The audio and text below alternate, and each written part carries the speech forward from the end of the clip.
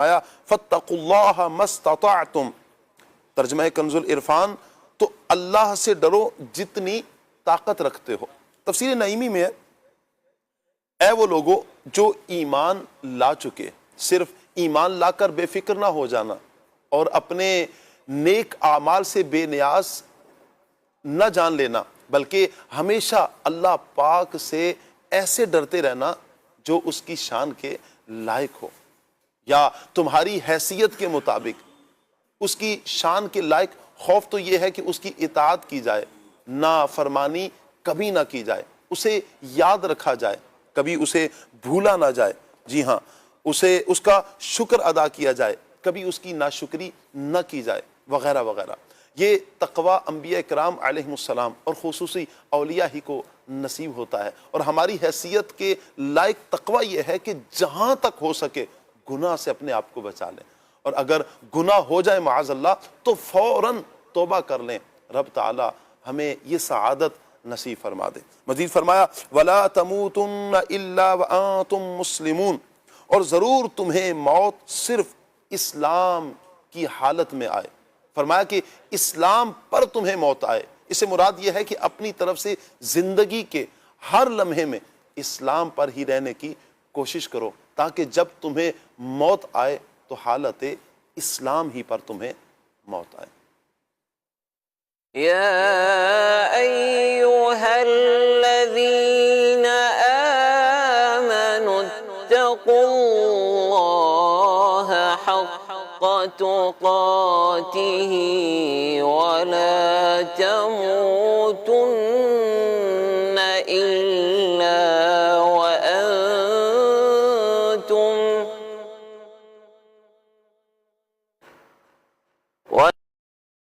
تموتن إلا وأنتم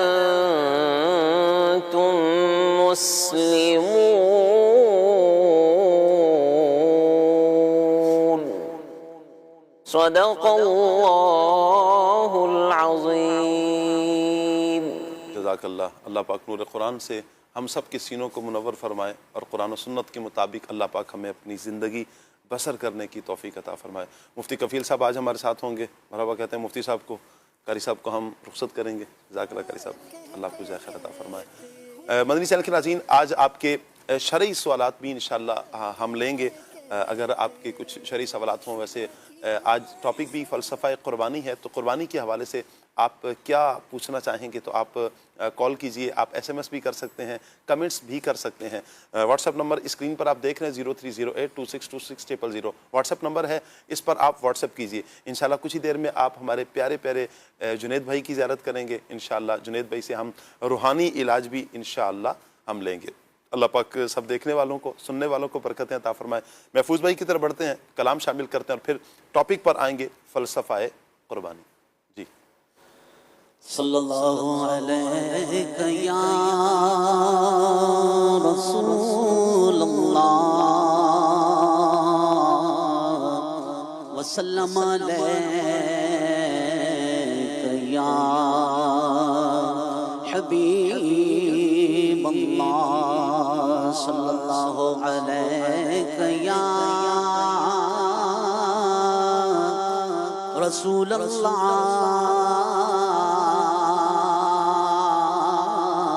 وسلم علیہ یا حبیب اللہ۔ تیرے قدموں میں جو ہے غیر کم کیا دیکھیں،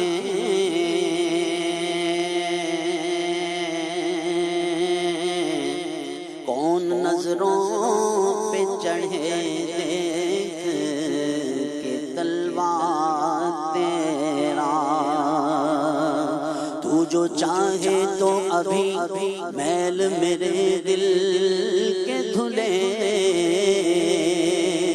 کہ خدا دل نہیں کرتا کبھی میلا تیرا۔ ایک میں کیا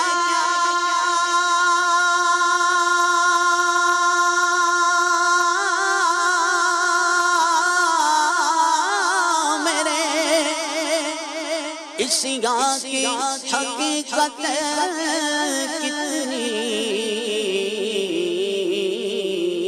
مجھ سے 100 لاکھ کو کافی ہے اشارہ تیرا صلی اللہ علیہ یا رسول اللہ وسلم علیہ یا حبیب اللہ۔ حضور کعبہ حاضر ہیں، حضور کعبہ حاضر ہیں، حرم کی خاک پر سر ہے، حضور کعبہ حاضر ہیں، حضور کعبہ حاضر ہیں، حرم کی خاک پر سر ہے، بڑی سرکار میں پہنچے، بڑی سرکار میں پہنچے،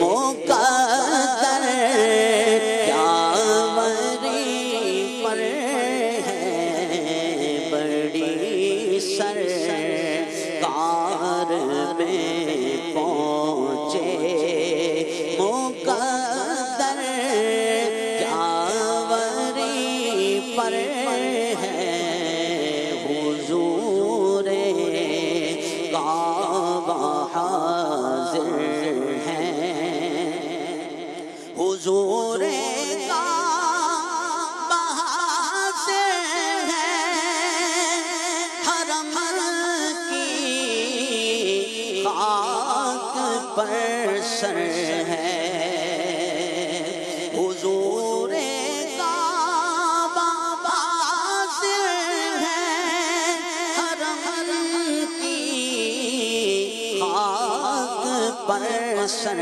ہے، بڑی سرکار میں پہنچے، بڑی سرکار میں پہنچے، مقدر قیامری پر ہے، حضور کعبہ حاضر ہیں، نہ ہم آنے کے لائق تھے، نہ مقابل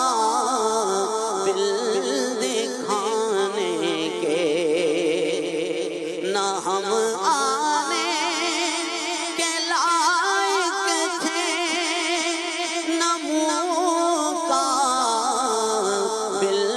دکھانے کے، مگر ان کا کرم ذرا، مگر ان کا کرم ذرا، نوازو بندہ پرور ہے، مگر ان کا کرم ذرا، نوازو بندہ پرور ہے، حضور کعبہ حاضر ہے، تصدق ہو رہے ہیں لاکھوں بندے، ارد پھر کر، تصدق ہو رہے ہیں لاکھوں بندے، ارد پھر کر،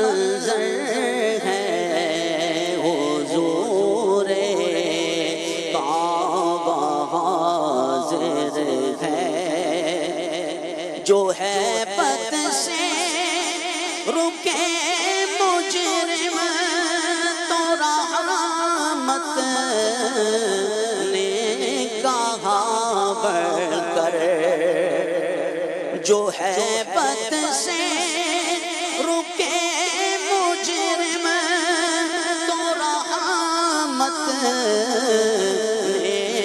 کہا بڑھ کر، چلے آؤ چلے آؤ چلے آؤ چلے آؤ چلے آؤ چلے آؤ، یہ گھر رحمان کا گھر ہے، چلے آؤ چلے آؤ، جو ہے بد سے رکے مجرم تو رحمت نے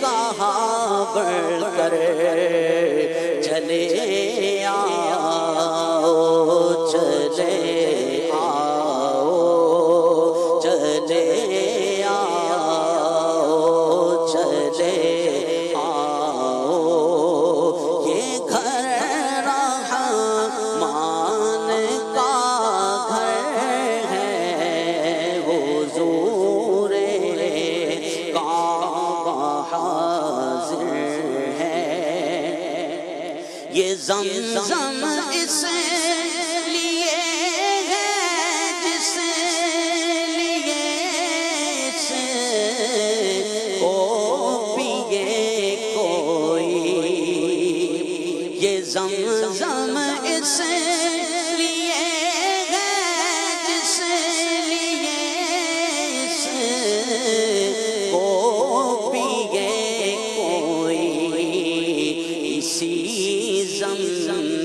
زمزم میں جنت ہے، اسی زمزم میں جنت ہے، اسی زمزم میں کوثر ہے، اسی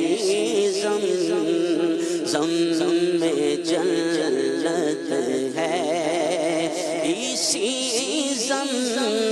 زمزم میں کوثر ہے، حضور کعبہ حاضر ہے، حسن حج کر لیا کعبے سے آنکھوں نے ضیا پائی، حسن حج کر لیا کعبے سے آنکھوں نے ضیا پائی، چلو دیکھیں وہ بستی جس کا رستہ دل کے اندر ہے، چلو دیکھیں وہ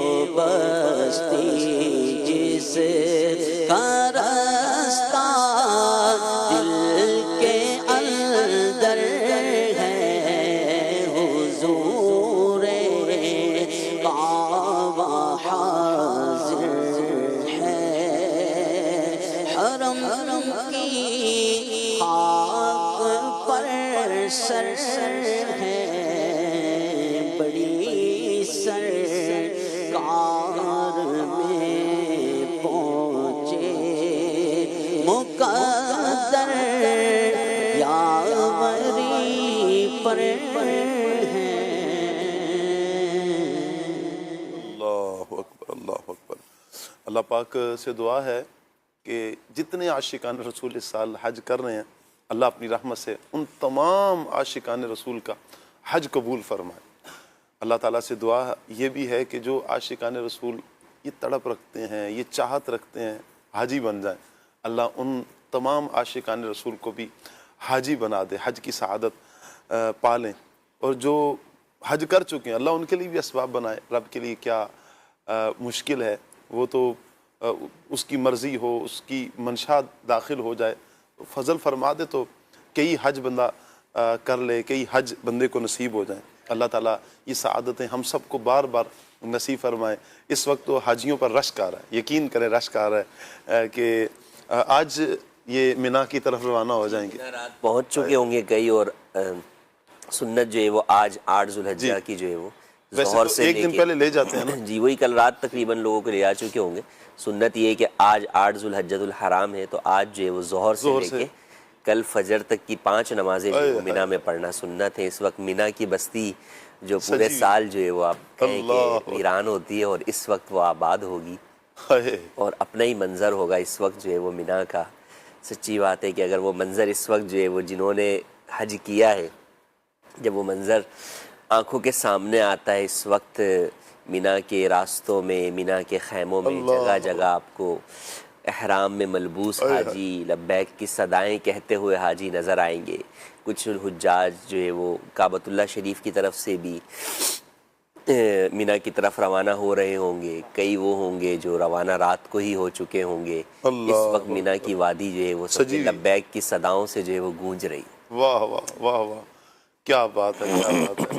اللہ تعالیٰ یہ سعادت نصیب فرمائے، اور وہاں حج کے ایام میں لبیک پڑھنے کی اللہ پاک ہمیں بھی سعادت عطا فرمائے۔ وہ کریم رب ہے، وہ اسباب بنائے تو اس کے لیے کوئی مشکل نہیں ہے کہ اسباب بن جائیں، وہ کرم فرما دے تو بندہ پہنچ ہی جاتا ہے۔ اللہ کرے کہ یہ چاہت بھی رہے، یہ بھی ضروری ہے نا مفتی صاحب کہ یہ چاہت بھی ہو کہ ہم حج کی سعادت پالیں، بالکل یہ عمرے کی سعادت پائیں حضور کے دربار میں۔ شوق دیکھیں، دو ایسی چیزیں ہیں جو انسان کو ہر کام کروا دیتی ہیں، ہر کام کروا دیتی ہیں۔ واہ، تو اسباب تو بہرحال جو ہے وہ اللہ پاک پیدا فرماتا ہے، جی، اور لیکن وہی بات ہے کہ بسا اوقات اسباب نظر نہیں آ رہے ہوتے لیکن غیب سے اسباب بن جاتے ہیں۔ جی، اور پھر اللہ کا فضل و کرم جو ہے وہ ہے کہ انسان کے دل میں تڑپ ہو نا، اور سچی تڑپ ہو، تو وہ اگرچہ کسی وجہ سے نہ بھی جا سکے تو اس کو وہاں پر نازل ہونے والی بارشوں میں سے، رحمتوں میں سے اس کو یہاں بھی حصہ دے دیا جائے۔ کیا بات ہے، کیا بات ہے۔ تو وہ جو ایک طلب ہے، یعنی سچی بات ہے کہ جو حج پہ جانا چاہتا ہے، میں یہ سوچتا ہوں کہ وہ یہ ایام اپنے ملک میں کیسے گزارے، اس طرف میں گزار کر تو دیکھے اس سال کہ یار اس وقت حاجی کیا کر رہے ہوں گے، جی، میں اس وقت کیا کر رہا ہوں، اپنے آپ کو ان خیموں میں تصور تو کر کے دیکھیں۔ واہ واہ، تو وہ جب آپ اپنے آپ کو اس طرح، تو یہ سمجھیں کہ یہ جو 5 حج کے ایام جو ہے وہ ہوتے ہیں، تو یہ اب آپ آگے 8، 9، 10، 11، 12 ذی الحجہ، یہ 5 جو ذی الحجہ کے دن ہیں، انہی میں ارکان حج جو ہے وہ ادا جو ہے وہ کیے جاتے ہیں۔ تو انسان جو ہے وہ ذرا اس منظر کو سامنے لائے۔ کئی لوگ ہیں جو لائیو جو ہے وہ دیکھ بھی رہے ہوتے ہیں، چونکہ لائیو جو ہے وہ حج کی تمام ٹرانسمیشن جو ہے وہ آ بھی رہی ہوتی ہے، تو اس کو دیکھنا، ذوق شوق ہونا، پھر بچوں کو دکھانا، جی، کیا ان بات، کی تربیت کرنا، انہیں بتانا کہ یہ کیا ہو رہا ہے۔ واہ، لیکن دنیا میں آج کل کسی جگہ کوئی اسپورٹس فیسٹیول یا دیگر ہوتا ہے تو سارے لوگ جو ہے وہ ٹائم نکال کے جو ہے وہ اس کو، جو اس کے شوقین ہوتے ہیں، دیکھ رہے ہوتے ہیں۔ مسلمان کے لیے جو ہے وہ حج سے بڑا کیا جو ہے وہ کوئی موقع ہو سکتا ہے، اور اس موقع کو انسان کا دیکھنا، اس کے ساتھ اپنے آپ کو گویا کہ شریک کر لینا، یہاں پر ان ایام کو عبادت میں گزارنا، تو یہ اسی لیے آپ یہ کہ دیکھیں نا، جو ذوالحجہ کے ابتدائی 10 دنوں میں ناخن اور جو ہے وہ بال کاٹنے سے منع کیا گیا، اس کی ایک وجہ یہ ہے کہ حاجیوں سے مشابہت رہے، واہ واہ، کہ حاجی چونکہ اس وقت احرام میں ہوتے ہیں، ان کے لیے یہ چیزیں کاٹنا جو ہے وہ ممنوع ہوتا ہے، جی، تو لہٰذا ان کی مشابہت جو ہے وہ ان مسلمانوں کو اختیار کرنے کا حکم دیا گیا جو حج پر نہیں۔ اللہ اکبر، اللہ اکبر۔ تو یوں ہمیں چاہیے کہ ان ایام کو، خاص طور پہ یہ جو آج کا دن شروع ہو چکا ہے، یہ مینا کا دن ہے، کل عرفے کا دن ہے، روزے کا دن ہے، کل جو ہے وہ کل کا روزہ جو ہے وہ پورے سال کے افضل ترین روزوں میں سے گویا کہ ایک روزہ جو ہے وہ کل کا، اچھا حاجیوں کے لیے نہیں ہے وہ اتنا ضروری جتنا جو ہے وہ غیر حجاج کے لیے، کیونکہ حاجی عرفات کے اندر جو ہے وہ موجود ہوتے ہیں، تو غیر حاجیوں کے لیے اس دن کی بڑی فضیلت ہے کہ ایک روزہ سال بھر کے روزوں کے برابر ہے، تو کل کا روزہ جو ہے وہ رکھنا چاہیے۔ اور پھر آگے 10 ذوالحجۃ الحرام کو افضل ترین جو عبادت یوم النحر کی ہے وہ قربانی، جو آج ہمارا ٹاپک بھی ہے، اس کی طرف بھی جو ہے وہ انسان کو خوش دلی کے ساتھ طلب ثواب کے لیے، اخلاص کے ساتھ حصول تقویٰ کے لیے جو ہے وہ اس کی ادائیگی کرنا۔ حج کے ان ایام میں قربانی کی بہت بڑی یاد تو جڑی ہے، جیسے حضرت ابراہیم علیہ السلام کی یاد، حضرت اسماعیل علیہ السلام کی یادیں یعنی حج کے ساتھ ہی یوں کہیں کہ یہ جڑی ہوئی یادیں ہیں۔ یہ پوری دنیا میں مسلمان الحمدللہ یہ 10 ذی الحج کو 10، 11، 12 10ویں کی صبح و صادق سے لے کر 12ویں کے غروب آفتاب تک یہ کر سکتے ہیں۔ شہر والے کے لیے حکم پھر الگ ہے، گاؤں والے کے لیے حکم الگ ہے۔ بہرحال 10 ذی الحج سے 12 ذی الحج کے غروب آفتاب سے پہلے تک ان 3 دنوں میں پوری دنیا میں مسلمان، لاکھوں مسلمان بلا مبالغہ الحمدللہ فریضہ قربانی ادا کرتے ہیں، سنت ابراہیمی کو ادا کیا جاتا ہے اور اللہ کے لیے اپنا مال خرچ کرتے ہیں۔ اور بالخصوص استاد صاحب ان دنوں کراچی میں اگر دیکھا جائے جو ذوق، جو شوق، یہ تو قابل دید ہوتا ہے، چھوٹے بھی تو بچے بھی تو بزرگ بھی تو جوان بھی، سبھی جانوروں کی خدمت پر لگے ہوئے ہیں۔ اچھا وہ کہا جاتا ہے نا کہ جانور کے ساتھ محبت کر لیں، مانوس کریں، پھر وہ جانور مانوس ہو چکا ہوتا ہے، پھر قربانی کے وقت جس وقت قربانی ہو رہی ہے تو پوری یوں کہیں کہ پوری کراچی بالخصوص اور بالعموم پوری دنیا میں ایسا ہوگا کہ پھر وہ جو کیفیت ہوتی ہے، ذبح ہو رہے ہیں تو بچوں کا رونا، اور یہ قربانی پیاری چیز جو قربان کرنا، اللہ اکبر، یہ بھی تو ہمیں دین اسلام یہی تو درس دیتا نا کہ اللہ کی راہ میں جب آپ نے کوئی چیز دینی ہے تو اپنی پیاری چیز قربان کرنی ہے۔ تو فلسفہ قربانی میں کیا اس کو بھی ہم کہیں گے کہ یہ بھی داخل ہے کہ اپنی پیاری چیز اللہ کی راہ میں قربان کرو؟ بالکل، اللہ پاک نے دیکھیں قرآن مجید میں ارشاد فرمایا لن تنالوا البر حتی تنفقوا مما تحبون، تم اس وقت تک بھلائی کو نہیں پا سکتے جب تک کہ تم وہ خرچ نہ کرو جس کو تم پسند کرتے ہو۔ جی، تو اپنی پسندیدہ چیز جو ہے وہ خرچ کرنا، راہ خدا میں دینا۔ اچھا قربانی تو ہے یہی نا، قربانی قرب سے ہے کہ اللہ پاک کا قرب حاصل کرنے کے لیے آپ جو ہے وہ اپنے مال کو قربان کرتے ہیں۔ تو ایک تو عام ہے کہ کوئی بھی چیز جو ہے وہ آپ جو ہے وہ قربان جو ہے وہ کریں، لیکن خاص جو ہے وہ جانور سے متعلق ہے۔ تو جانور جو ہے وہ انسان کے اموال میں سے ایک بہترین مال ہے، جی، اور ہر زمانے کے اندر جو ہے وہ رہا ہے، آج بھی ہے، آئندہ بھی جو ہے وہ رہے گا۔ پھر اس کے اندر بھی جب آپ اپنے پسندیدہ چیز کو اپنی راہ میں قربان کرتے ہیں، اچھا پھر خاص طور پر آپ یوں دیکھیں کہ کسی بھی چیز کو آپ کے پاس سے چلا جانا، کسی چیز کا آپ کے پاس سے جدا ہو جانا، یہ ایک الگ چیز ہے۔ جیسے پیسہ ہے آپ کا، وہ بھی پسندیدہ چیز ہوگی، آپ نے کسی کو دے دیا، یہ ایک الگ چیز ہے۔ لیکن وہ دھڑکتے دل والا جانور جس کو آپ جو ہے وہ آپ کو پسند بھی ہے، اب جب آپ اس کو اللہ کے لیے ذبح کر دیتے ہیں، اپنے سامنے آپ جو ہے وہ اسے اللہ کا نام لے کر اس کی جان جو ہے وہ اللہ کی بارگاہ میں پیش کرتے، یہی وہ چیز ہے جس کو فرمایا کہ اللہ کو ان کا خون اور گوشت نہیں پہنچتا، وہ تقویٰ پہنچتا ہے کہ مسلمان کو وہ کتنا ہی عزیز ہے، لیکن وہ یہ سوچتا ہے کہ نہیں، جب رب نے مجھ سے جو ہے وہ اس چیز کا مجھے حکم دیا ہے تو اب میں یہ کر گزروں گا۔ اور یہی چیز کی طرف جو صوفیہ فرماتے ہیں کہ انسان اس چیز کے ذریعے سے اپنے نفس کی کاٹ کرتا ہے کہ آج اگر جانور ذبح کر رہا ہوں تو اسی طرح ہر موقع پر زندگی کے ہر قدم کے اوپر میں اپنی خواہشات نفسانی کو ذبح کروں گا۔ آج اگر جانور کو رب کی بارگاہ میں پیش کرنے کا وقت آیا اور اس پر عمل کروں تو کل کو اپنی جان دینے کا وقت آئے گا تو اس سے بھی پیچھے نہیں ہٹوں گا۔ تو یہی وہ فلسفہ قربانی ہے کہ انسان کا خالص اللہ کے لیے ہو جانا۔ تو قرآن میں فرمایا ان صلاتی و نسکی و محیای و مماتی للہ رب العالمین، صرف نماز اور قربانی نہیں، آگے فرمایا جینا مرنا بھی سب کچھ اللہ کے لیے۔ سبحان اللہ۔ تو نماز اور قربانی وہ دو عبادت ہیں، اور ان دو عبادتوں کے ذریعے سے گویا کہ انسان وہ اخلاص اور تقویٰ حاصل کر لیتا ہے کہ پھر اس کا جینا مرنا ہر عمل اس کا جو ہے وہ اللہ کے لیے ہو جاتا ہے، اللہ کے لیے ہو جاتا ہے۔ واہ واہ، سبحان اللہ، سبحان اللہ۔ تو عمل اللہ کے لیے کرنا ہے۔ فلسفہ قربانی جو ابھی مفتی صاحب نے بیان بھی فرمایا تو ہمارا ہر عمل اللہ کے لیے ہو جائے، اللہ کے لیے ہم کریں نا، یہ ذہن بنا لے ہم نے کچھ بھی عمل کرنا ہے، میرے رب کی رضا ہے اس میں، اس پہ رب کی رضا شامل ہے یا نہیں ہے، تھوڑی دیر کے لیے رک کر اپنے دل سے ایک مرتبہ سوال ضرور کیجئے گا۔ بسا اوقات بندہ کہہ رہا ہوتا ہے مجھے پتہ نہیں چلا۔ یاد رکھیں کوئی غلط کرے گا نا، دل کھٹکتا ضرور ہے ایک مرتبہ، ایک دفعہ کھٹک آتی ہے اندر سے، ایک دستک ہوتی ہے، نہیں غلط کر رہے ہو تم غلط کر رہے ہو، یہ اس طرف نہیں اٹھنا، قدم نہیں اٹھانا۔ پھر انسان نفس و شیطان کے بہکاوے میں آ کر دل کو منانے کی کوشش کر رہا ہوتا ہے، نہیں یہ غلط تھوڑی ہے۔ حالانکہ یہاں پر ضروری یہ تھا کہ ہم علم دین حاصل کرتے، ہم شرعی رہنمائی لیتے، ہم مفتیان اکرام کی بارگاہ میں حاضر ہو جاتے، ہم دارالافتاء اہل سنت رابطہ کر لیتے، تو اس سے فائدہ یہ حاصل ہوتا ہمیں کہ ہماری شرعی رہنمائی کر دی جاتی اور ہم گناہ سے بچ جاتے، اپنے آپ کو اس عمل سے بچا لیتے جو عمل اللہ کی ناراضی کا سبب ہے، جو ہمیں اللہ کی رحمت سے دور کرنے کا سبب ہے، جو ہمیں جنت کی شاہراہ سے ہٹا کر معاذ اللہ جہنم کی شاہراہ پر چلانے والا عمل ہے، اس سے ہم بچ جاتے۔ یہ کتنا ضروری تھا۔ جب بھی کوئی عمل کریں، ایک تو سب سے پہلے اپنے آپ سے پوچھا کریں، سوال کیا کریں اپنے آپ سے، یہ عمل کیا اللہ کے لیے ہے یا نہیں ہے۔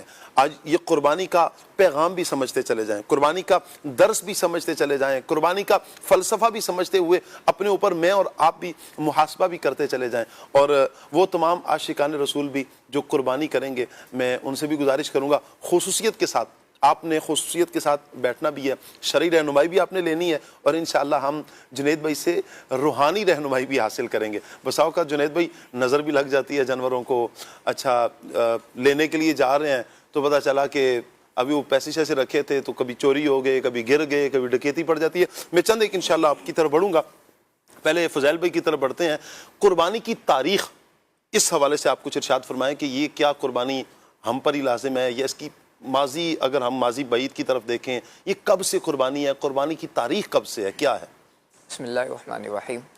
یعنی یہ سوال بسا اوقات کیا بھی جاتا ہے جی کہ کیا قربانی جو ہے وہ اسلام ہی میں یہ ہم پر لازم کی گئی ہے، یا جو سابقہ امتیں تھیں ان پر بھی قربانی یہ لازم تھی؟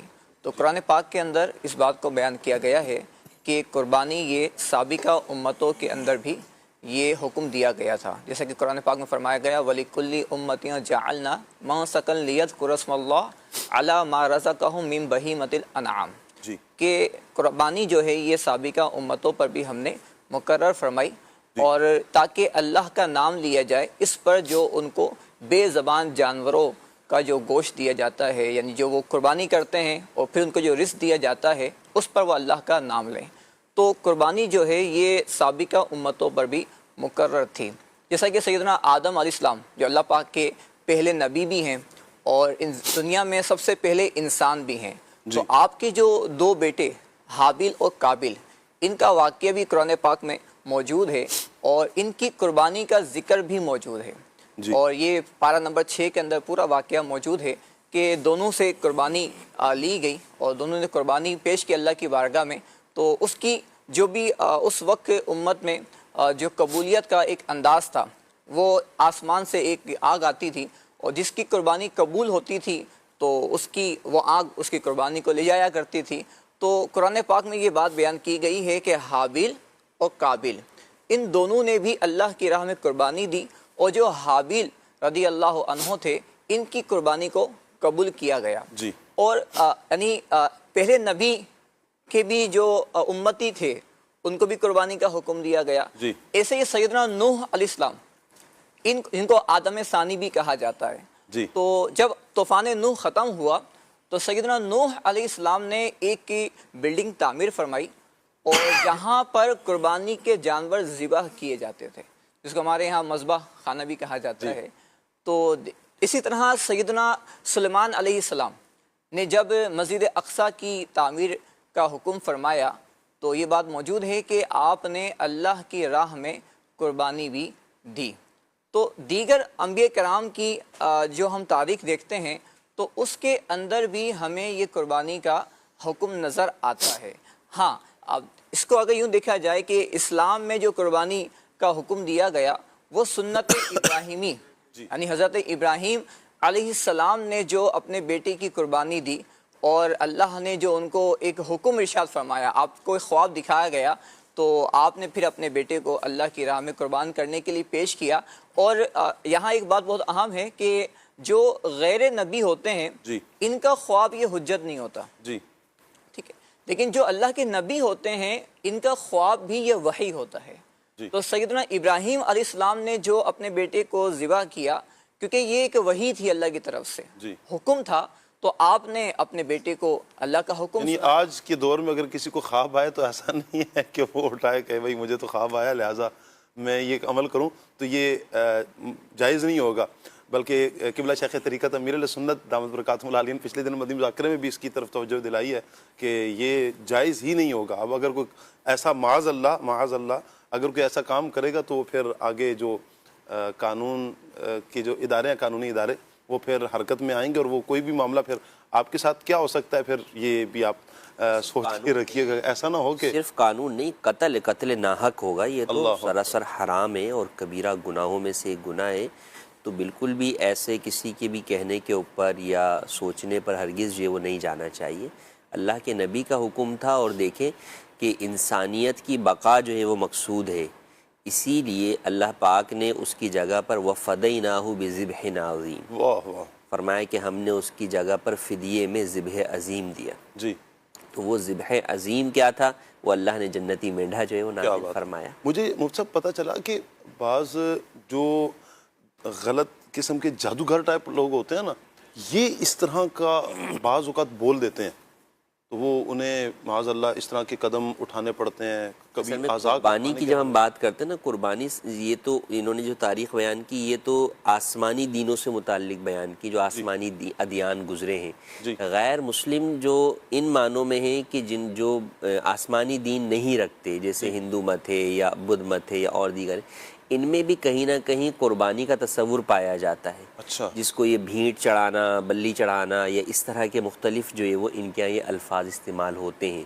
تو عام طور پہ جو جادوگر ہوتے ہیں وہ جو ہے وہ کفر و شرک والے اور جو ہے وہ بتوں کی جو ہے وہ ان سے مدد حاصل کرنے والے ہوتے ہیں۔ جی تو ان کے ہاں یہ ایک انسانی پرانا تصور پایا جاتا ہے۔ جیسے آپ دیکھیں وہ واقعہ ہے نا حضرت عمر فاروق اعظم رضی اللہ تعالیٰ کے زمانے کے اندر کہ وہ دریائے نیل کے لیے جب پانی نیچے آتا تھا تو وہ کیا کرتے تھے، کسی ایک جو ہے وہ کنواری عورت کو جو ہے وہ اس میں ڈبو دیتے تھے۔ تو یہ پرانا جو ہے وہ اس طرح کے جو ادیان ہیں جو بتوں سے متعلق ہیں یا اور اس طرح کے باطل ہیں، تو ان میں یہ تصور پایا جاتا ہے کہ بھئی ایک انسان کی جان دے کر ہم بقیہ انسانوں کو جو ہے وہ بچا سکتے ہیں، حالانکہ اسلام میں اس طرح کا کوئی تصور نہیں ہے۔ اسی لیے اس واقعے کے اندر بھی حضرت عمر فاروق اعظم رضی اللہ تعالیٰ عنہ نے اس چیز سے منع فرمایا اور فرمایا کہ نہیں، اگر تو جو ہے وہ اپنی مرضی سے بہتا ہے تو بہ، ورنہ نہ بہ۔ اللہ، تو پھر وہ نیل دیکھیں خود ہی جو ہے وہ چلنا شروع ہو۔ کیا بات ہے۔ جی فضیل بھی آپ اپنی بات کنٹینیو کریں۔ نہیں، اپنے خواب ہم بھی دیکھیں تو زندگی میں بہت سارے خواب ہم دیکھ رہے ہوتے ہیں، جی تو خواب کی بنا پہ تو ہم بہت ساری چیزیں نہیں کرتے، نہیں کرتے ہیں۔ کیونکہ ہمیں پتہ ہوتا ہے کہ خواب جو ہے یہ حقیقی دنیا نہیں ہے۔ جی اس کا تعلق ہوتا ہے ہماری زندگی سے، لیکن جیسا کہ ہر خواب کو ہم پریکٹیکل نہیں کرتے، جی تو اس طرح یہ حال ہے، اس چیز کو بھی ہم کبھی پریکٹیکل نہیں کریں گے۔ ہاں، جو اللہ کے نبی ہوتے ہیں ان کو خواب میں اگر جو حکم ملتا ہے وہ شریعت ہے۔ تو اسی طرح سیدنا ابراہیم علیہ السلام نے جو قربانی پیش کی تو اس میں فرمایا وَتَرَكْنَا عَلَيْهِ فِي الْآخَرِينَ، کہ ہم نے پھر اس قربانی کو دیگر لوگوں میں بھی مقرر فرما دیا۔ یعنی اب قیامت تک جو شریعت ہے، دین محمدی ہے، اس میں یہ حکم عطا کر دیا گیا، یہ حکم مقرر کر دیا گیا کہ جو بھی صاحب استطاعت ہے، جو نصاب کے مالک ہوں گے، جو اس کی شرائط ہے قربانی کی، تو ان پر ہر سال یہ قربانی کرنا یہ لازم ہوگا۔ اچھا، قربانی کے حوالے سے جو پہلے گفتگو ہوئی کہ بچے اور جو بھی مرد ہیں، جوان ہیں، مرد ہیں، عورتیں ہیں، ہر ایک کا اپنا محبت کا انداز ہوتا ہے اور ہر ایک اپنے لحاظ سے اس کی خدمت بھی کر رہے ہوتے ہیں۔ تو سال میں پورے سال ہی جانور نظر آ رہے ہوتے ہیں، ٹھیک ہے، بکرے بھی ہوتے ہیں، گائے بھی ہوتی ہے اور دیگر جانور بھی ہوتے ہیں۔ خصوصی محبت ان دنوں میں ہوتی ہے جانور کے ساتھ، ان سے جو محبت ہوتی ہے نا یہ الگ ہی ہوتی ہے۔ یعنی بچے، بکرے بسا اوقات گھروں میں بھی ہوتے ہیں اور دمبے بھی ہوتے ہیں، لیکن ان سے والی خدمت کا انداز نظر نہیں آتا۔ جی، لیکن ان کے ساتھ جو یہ لگتا ہے کہ یہ تو دھولے ہیں، جانور جو ہے نا دھولے ہیں اور سارا گھر ہی خدمت پر معمور ہے۔ کیا بچے بڑے، اچھا کوئی جانور کا چارہ لے کر آ رہا ہے، کوئی ان کو چرانے کے لیے لے کر جا رہا ہے، تو کوئی پانی پلا رہا ہے۔ اچھا ان دنوں تو اسٹوڈنٹس کے بارے میں مجھے پتہ چلا وہ بھی اسکول وغیرہ سے نا وہ چھٹی کی ہی صورت بنانے کے چکر میں ہوتے ہیں کہ اس طریقے سے چھٹی مل جائے اور ہم جو ہے جانور کے ساتھ محبت کا اظہار کریں. تو یہ سلسلہ بہر صورت رہتا ہے. جنید بھائی میں چاہوں گا کچھ روحانی علاج بھی ہم اس طرف لیتے ہیں چونکہ آج موضوع فلسفہ قربانی ہے. سب سے پہلے تو یہ ارشاد فرمائیں کہ جا رہے ہیں قربانی کا جانور لینے کے لیے, بہت سو کے ساتھ بسا اوقات یہ حادثہ پیش آ جاتا ہے کہ یا تو پیسے گر گئے یا جیب سے نکل جاتے ہیں یا پھر گن پوائنٹ پر چھن جاتے ہیں. تو کیا اس کا بھی کوئی روحانی علاج ہے؟ بالکل ہے, اس کا بھی روحانی علاج ہے. چل روحانی علاج بھی انشاءاللہ سیکھیں گے ہم انشاءاللہ. دیکھیں ظاہری اسباب بھی اختیار کرنے چاہیے, حفاظتی اقدامات بھی کرنے چاہیے. یہ جو معاملات ہوتے ہیں نا تو بعض اوقات ہماری خود اپنی ہی بے احتیاطی, بے اعتدالی اور بے توجہی کی وجہ سے جو ہے نا اس طرح کے معاملات یہ درپیش ہو جاتے ہیں نا. تو حفاظتی اقدامات بھی کرنے چاہیے اور ساتھ ساتھ روحانی علاج بھی کریں, وظائف بھی پڑھیں. اللہ پاک کے کلام میں بڑی برکتیں ہیں, بڑی طاقتیں ہیں, روحانی علاج میں بڑی طاقت ہیں. اور بعض اوقات ہمیں پتہ بھی نہیں چلتا, ہم بڑے بڑے حادثات سے, بڑی بڑی آزمائشوں سے الحمدللہ عز و جل محفوظ ہو رہے ہوتے ہیں. بس شرط یہ ہے کہ صدق دل کے ساتھ ان وظائف کو, ان روحانی علاج کو کیا جائے, وظائف پڑھے جائیں. اب میں چند ایک وظائف میں عرض کر دیتا ہوں. چاہے آپ قربانی کا جانور لینے کے لیے جا رہے ہیں یا گھر سے ویسے ہی کسی کام کے لیے جا رہے ہیں, کسی اپنے جائز مقصد کے لیے جا رہے ہیں, تو دونوں ہی حوالے سے روحانی علاج میں عرض کرتا ہوں. بلکہ پہلے تو میں وہ وظیفہ عرض کرتا ہوں, وہ خاص دعا عرض کرتا ہوں کہ الحمدللہ عز و جل اس دعا کی برکت سے فرشتے خود آپ کے محافظ بن جائیں. واہ واہ سبحان اللہ. ہے نا, اس دعا کی خصوصیت یہ ہے کہ جو وہ پڑھ لے دعا تو فرشتے اس کی حفاظت پر مامور ہو جائیں. کیا بات ہے. اور وہ ہے گھر سے نکلتے وقت کی دعا. جی بسم اللہ توکلت علی اللہ لا حول ولا قوت الا باللہ. واہ واہ. گھر سے نکلتے وقت جب گھر سے نکلیں, جب گھر سے نکلیں, اب چاہے قربانی کا جانور لینے کے لیے جا رہے ہیں یا ویسے ہی جا رہے ہیں. اچھا پھر دوسری بات یہ کہ جو بھی ہماری ضروری چیزیں ہیں نا, عموماً پیسے وغیرہ جیب میں ہوتے ہیں, اپنے والیٹ وغیرہ میں رکھے ہوتے ہیں, تو کوشش کریں کہ آپ 10 مرتبہ یا جلیلو یہ پڑھ کر آپ اپنے اوپر بھی دم کر لیں اور اپنے پیسوں وغیرہ پر بھی دم کر لیں. صحیح ہے. تو الحمدللہ عز و جل چوری سے, ڈکیتی سے, حادثات سے, لٹنے سے الحمدللہ عز و جل اللہ کی رحمت سے آپ کی حفاظت رہے. کیا بات ہے. اچھا ہوتا یوں ہے جنید بھائی, پچھلے سال مثال کے طور پر جانور لیا 1.5 لاکھ کا, مثال دے رہا ہوں, یا 2 لاکھ کا. اب تو مہنگائی پچھلے سال زیادہ بڑھ گئی ہے, تو کوئی ایسا وظیفہ بھی بتا دیں کہ جانور بھی اچھا آ جائے اور پچھلے بجٹ کے مطابق آ جائے, ہماری رینج کے مطابق ہمیں جانور مل جائے نا. اللہ پاک برکت نصیب فرمائے. آمین. دیکھیں اس کا ایک خریداری کرتے وقت کا ایک خاص وظیفہ ہے, صحیح, اور بڑا آسان سا وظیفہ ہے لیکن ہے بڑا کمال کا وظیفہ. جی. اور وہ ہے جب بھی آپ کوئی خریداری کر رہے ہو نا تو آپ بسم اللہ الرحمن الرحیم, بسم اللہ الرحمن الرحیم, فقط اتنا. اچھا سر بسم اللہ شریف پڑھنے, صرف یہ خریداری کرتے وقت آپ پڑھتے رہیں. صحیح. آپ کہیں کہ بھائی بسم اللہ شریف یہ تو اتنا آسان سا وظیفہ. صحیح. تو دیکھیں بسم اللہ الرحمن الرحیم کے بارے میں علماء یہ نہ ہو وہ سامنے والا سمجھے کہ مجھ پہ جادو کر رہا ہے, بندہ اس کو بتا دے بھائی میں بسم اللہ شریف پڑھ رہا ہوں. نہیں, یہ تو دل ہی دل میں آپ پڑھتے رہیں. اچھا دل ہی دل میں پڑھتے رہیں. آپ خریداری کے لیے جا رہے ہیں, پڑھتے پڑھتے چلے جائیں. بلکہ بسم اللہ الرحمن الرحیم اتنا یہ بڑا وظیفہ ہے کہ علماء فرماتے ہیں کہ اس میں اعظم میں سے, واہ, ہاں اس میں اعظم کے ساتھ کی جانے والی جو بھی دعا ہو اللہ پاک دعا قبول فرماتا ہے. کیا بات ہے. تو یہ خریداری کر, اب چاہے قربانی کا جانور خریدنے جا رہے ہوں تو الحمدللہ عز و جل اس کی برکت سے بجٹ کے مطابق, رینج کے مطابق اللہ نے چاہا. دیکھیں فائدہ ہونا نہ ہونا یہ اللہ کے حکم سے ہوگا, اللہ کے حکم سے ہی برکتیں ملیں گی. یہ وظیفہ پڑھیں, پڑھ کر دعا کریں, برکت دینے والی ذات اللہ تبارک و تعالیٰ کی ہے. ہماری رینج کے مطابق انشاءاللہ الکریم اللہ نے چاہا. اچھا جیسے ہوتا ہے یہ جنید بھائی کہ انسانوں کو نظر لگتی ہے, کیا جانوروں کو بھی لگتی ہے؟ بالکل لگتی ہے. پھر کوئی اس کا بھی علاج بتائیں. دوسروں کی بھی لگ جاتی ہے, اپنی بھی نظر اپنے جانور کو لگ جاتی ہے. اگر آپ ماشاءاللہ نہ کہیں تو. صحیح. نظر بھی کئی طرح کی ہوتی ہے نا, حیرت کی نظر ہوتی ہے, تعجب کی نظر ہوتی ہے, حسد کی نظر ہوتی ہے, پھر ایک ہوتی ہے بڑی کمال کی نظر, وہ ہے محبت کی نظر. واہ واہ.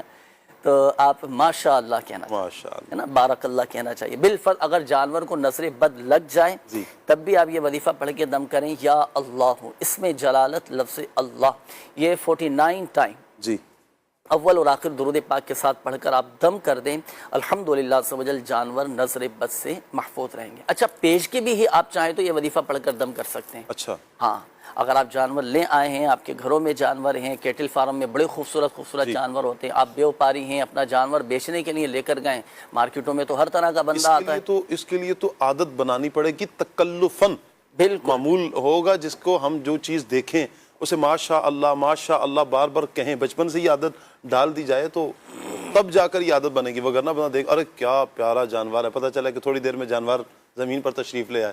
اور نظر کے بارے میں آتے بڑی خطرناک نظریں ہوتی ہیں، اللہ پاک ہم سب کو بری نظر سے محفوظ فرمائے۔ آپ نے دیکھا ہوگا پہلے عموماً گھروں کے باہر کیا لکھا ہوتا ہے، ماشاء اللہ بورڈ لگا دیتے ہیں، فریم لگا دیتے ہیں، پہلی نظر ہی اس پر پڑتی ہے، جی اب وہ جو نظر کا اثر ہوتا ہے نا وہ وہیں پر ٹوٹ جاتا ہے۔ اچھا جی یہ تو بہت اچھا آپ نے بتا دیا، گھر میں فریم لگا دیا جائے فرنٹ پر ماشاء اللہ کہہ کر، تاکہ جو اگر بری نظر بھی ہے آپ نے دیکھا ہوگا نا، یہ حضرت عثمان رضی اللہ تعالیٰ عنہ کے بارے میں آتا ہے کہ ایک خوبصورت بچے کو دیکھا تو آپ نے فرمایا کہ اس کے ٹیکا لگاؤ۔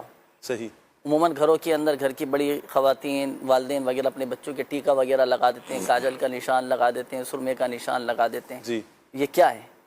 یہی ہے کہ پہلی نظر ہی اسی پر پڑتی ہے، وہیں پر نظر کا توڑ ہو جاتا ہے اور الحمدللہ بری نظر سے بچہ محفوظ ہو جاتا ہے۔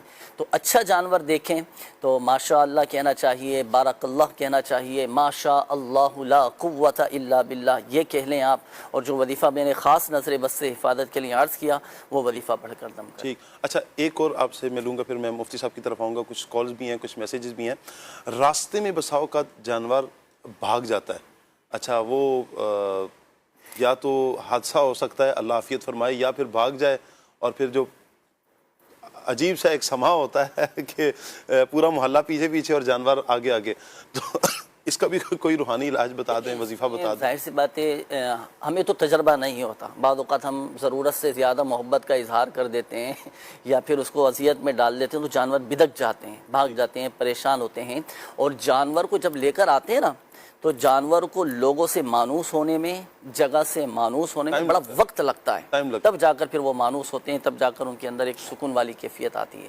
پھر بھی احتیاطاً اس میں یہ کرنا چاہیے کہ جب جانور کو لے کر آئیں، سواری پر چڑھا رہے ہوں تو کوشش کریں، لیکن وقت ایسا ہوتا ہے کہ اس وقت تو کسی کو وظیفہ پڑھنا بھی یاد نہیں رہتا بعض اوقات، ہے نا، پھر بھی چلو خیر خواہی کے نیت سے وظیفہ بتا دیتے ہیں۔ تو آپ 100 مرتبہ یا قہارو پڑھ کر آپ دم کر دیں۔ کسی کو قابو کرنا چاہتے ہیں نا، جانور کو قابو کرنا چاہتے ہیں، 100 مرتبہ یا قہارو پڑھ کر آپ اس پر دم کر دیں۔ ٹھیک ہو گیا، چلیں جی، اللہ آپ کو برکتیں عطا فرمائے۔ اچھا یہ جو جانور بدکتے ہیں، مار رہے ہوتے ہیں، ٹکرے مار رہے ہوتے ہیں، تو اس کے لیے بھی کوئی؟ اس کے لیے بھی یہی یا مہیمن، جانور کو پرسکون رکھنے کے لیے اگر بھاگ گیا، قابو میں نہیں آ پا رہا، پریشان کر رہا ہے، تو آپ 100 مرتبہ یا قہارو پڑھ کر آپ اس پر دم کریں۔ جزاک اللہ۔ مزید کال لیتے ہیں جی، کال لیتے ہیں مفتی صاحب کے لیے جو کالز ہیں۔ جی مفتی صاحب کی بارگاہ میں عرض ہے کہ اگر ایک بڑے جانور میں قربانی کے 7 حصے ہوں اور ایک حصے دار سود کھانے والا ہو، تو کیا اس صورت میں قربانی جائز ہے یا اس کا حصہ ہٹا دیا جائے؟ جزاک اللہ خیر۔ جی مفتی صاحب، دیکھیں قربانی یا کوئی بھی عبادت انسان کو مال حلال سے کرنی چاہیے، مال حرام جو ہے وہ اللہ پاک قبول نہیں فرماتا، تو اللہ پاک ہے اور پاک مال کو ہی قبول کرتا ہے، تو بالکل بھی حرام مال سے نہیں کرنی چاہیے۔ اب کئی دفعہ ایسا ہوتا ہے کہ جو لوگ حرام بھی کام کر رہے ہوتے ہیں تو مسلمان ہونے کے ناطے ان کے ذہن میں یہ تصور ہوتا ہے کہ یار عبادت جو کرنی ہے وہ بہرحال حلال سے کرنی، تو وہ بسا اوقات یوں کرتے ہیں کہ یار اس عبادت کی ادائیگی کے لیے اگر ان کے پاس ان کی آمدنی حلال حرام دونوں کی ہے تو وہ حلال میں سے نکالتے ہیں، یا بسا اوقات یوں ہوتا ہے کہ وہ قرض جو ہے وہ کسی سے لے لیتے ہیں کہ یار عبادت اس سے کر لیں گے، باقی معاملات ہمارے جو چل رہے ہیں وہ چلتے رہیں گے۔ تو اگر واقعی ایسا ہے کہ اس کی حلال حرام دونوں طرح کی آمدنی ہے، یا وہ اس عبادت کے لیے حلال مال جو ہے وہ ارینج کرتا ہے کہیں سے، تو اسے شامل کر سکتے ہیں، اگرچہ اس کا وہ حرام کام اپنی جگہ پر جو ہے وہ غلط ہے، اس کو درست نہیں کہیں گے، لیکن قربانی بہرحال جو ہے وہ اس طرح ہو جائے گی۔ اور کئی دفعہ ایسا ہوتا ہے کہ حرام مال ہی جو ہے وہ شامل کرتا ہے، تو اولاً تو دیکھیں لوگوں کے ذہنوں میں بہت ساری چیزوں کے حوالے سے یہ ہوتا ہے کہ یار اس کی آمدنی حرام ہے، حالانکہ ضروری نہیں ہے کہ اس کی آمدنی حرام ہو بھی۔ اچھا پھر وہی بات کہ لوگ یہ سمجھتے ہیں کہ یار اس کی ٹوٹل آمدنی حرام ہے، یہ یہی کام کرتا ہے، جبکہ حلال حرام دونوں طرح کی آمدنی بھی ہوتی ہے۔ تو یوں کسی کے بارے میں بدگمان نہیں ہونا چاہیے. ہاں کوئی شخص جو ہے وہ آپ کو دکھ رہا ہے کہ یار ٹوٹلی جو ہے وہ جوئی جو ہے وہ کھیلتا ہے, اس طرح کے کسی حرام کام میں جو ہے وہ مبتلا ہے, تو ایسی صورت کے اندر تو آپ کو چاہیے کہ اس کو جو ہے وہ اپنے میں شامل جو ہے وہ نہ کریں. لیکن اگر کوئی مسلمان ویسے اجتماعی قربانی میں شریک ہے تو ہم اس کے بارے میں خود ہی بدگمان ہو جائیں کہ نہیں یار یہ تو فلاں جگہ کام کرتا ہے, اس کی آمدنی تو حرام ہے, تو یہ جو ہے وہ درست نہیں ہے. ہم جو ہے وہ اگر وہ شامل ہوتا ہے تو قربانی جو ہے وہ بہرحال درست ہو جائے گی. ٹھیک ہو گیا, اگلی کال دیجیے. مفتی صاحب کی بارگاہ میں سوال عرض ہے کہ جو لوگ رمضان المبارک میں یا چاند رات کو یا جمعرات کی رات کو وصال کر جاتے ہیں, وفات پا جاتے ہیں, آیا کہ سننے میں آیا ہے کہ وہ بلا حساب کتاب جنت میں ان کا داخلہ ہو جائے گا. تو ماہ رمضان المبارک میں جنت کے دروازے کھلے ہوتے ہیں, اور اس کے بارے میں وضاحت فرما دیں. آیا کہ وہ تو انسان ساری زندگی گناہوں میں ڈوبا رہا, اللہ کی نافرمانی کرتا رہا, آیا کہ وہ رمضان میں وفات پا گیا, کیا اس کا جنت میں داخلہ تو ہو گیا؟ اب وہ جو اللہ کی نافرمانی میں وقت گزارتا رہا اس کے بارے میں کیا ہوگا؟ آیا کہ اس سے حساب کتاب ہوگا نہیں ہوگا؟ اس کے بارے میں کچھ رہنمائی فرمائیں. دیکھیں اس میں دو طرح کی جو وہ شروحات علماء نے بیان فرمائی. ایک تو یہ فرمایا کہ وہ جب تک اس دن یا اس ماہ مبارک جب تک رہے گا اس وقت تک اس سے حساب و کتاب جو ہے وہ نہیں ہوگا, بعد میں ہوگا. اور بعض نے فرمایا کہ نہیں, اس انتقال کی وجہ سے اس مخصوص لمحات میں, مبارک دنوں میں یا مبارک رات میں اللہ پاک اسے جو ہے وہ اس کے سارے گناہ بھی بخش دیتا ہے. تو اللہ کی رحمت جو ہے وہ اس کے خزانوں میں کوئی کمی نہیں ہے, تو وہ چاہے تو وہ سارے اس کے گناہ جو ہے وہ بخش سکتا ہے, اور وہ بخشنے پر جو ہے وہ قادر ہے. تو بالکل اللہ پاک کی ذات سے امید ہے کہ اس کے سارے وہ گناہ جو ہے وہ بخش دیے جائیں گے. ٹھیک ہو گیا, اگلی کال دیجیے. مفتی صاحب سے ایک سوال ہے کہ لوگ کہتے ہیں کہ فرض ادا کرنے کے بعد ہی عمرہ کرنا ضروری ہے. کیا گھر میں اگر کوئی فرض ادا کرنا ہو, کسی لڑکی کی شادی کرنی ہو یا لڑکے کی کرنی ہو, اس کے بعد کہتے ہیں کہ پھر میں عمرہ کروں گا, حج کروں گا, یہ لوگوں کو کہنا کیسا ہے؟ کیا وہ فرض سے پہلے ہی عمرہ کر سکتا ہے؟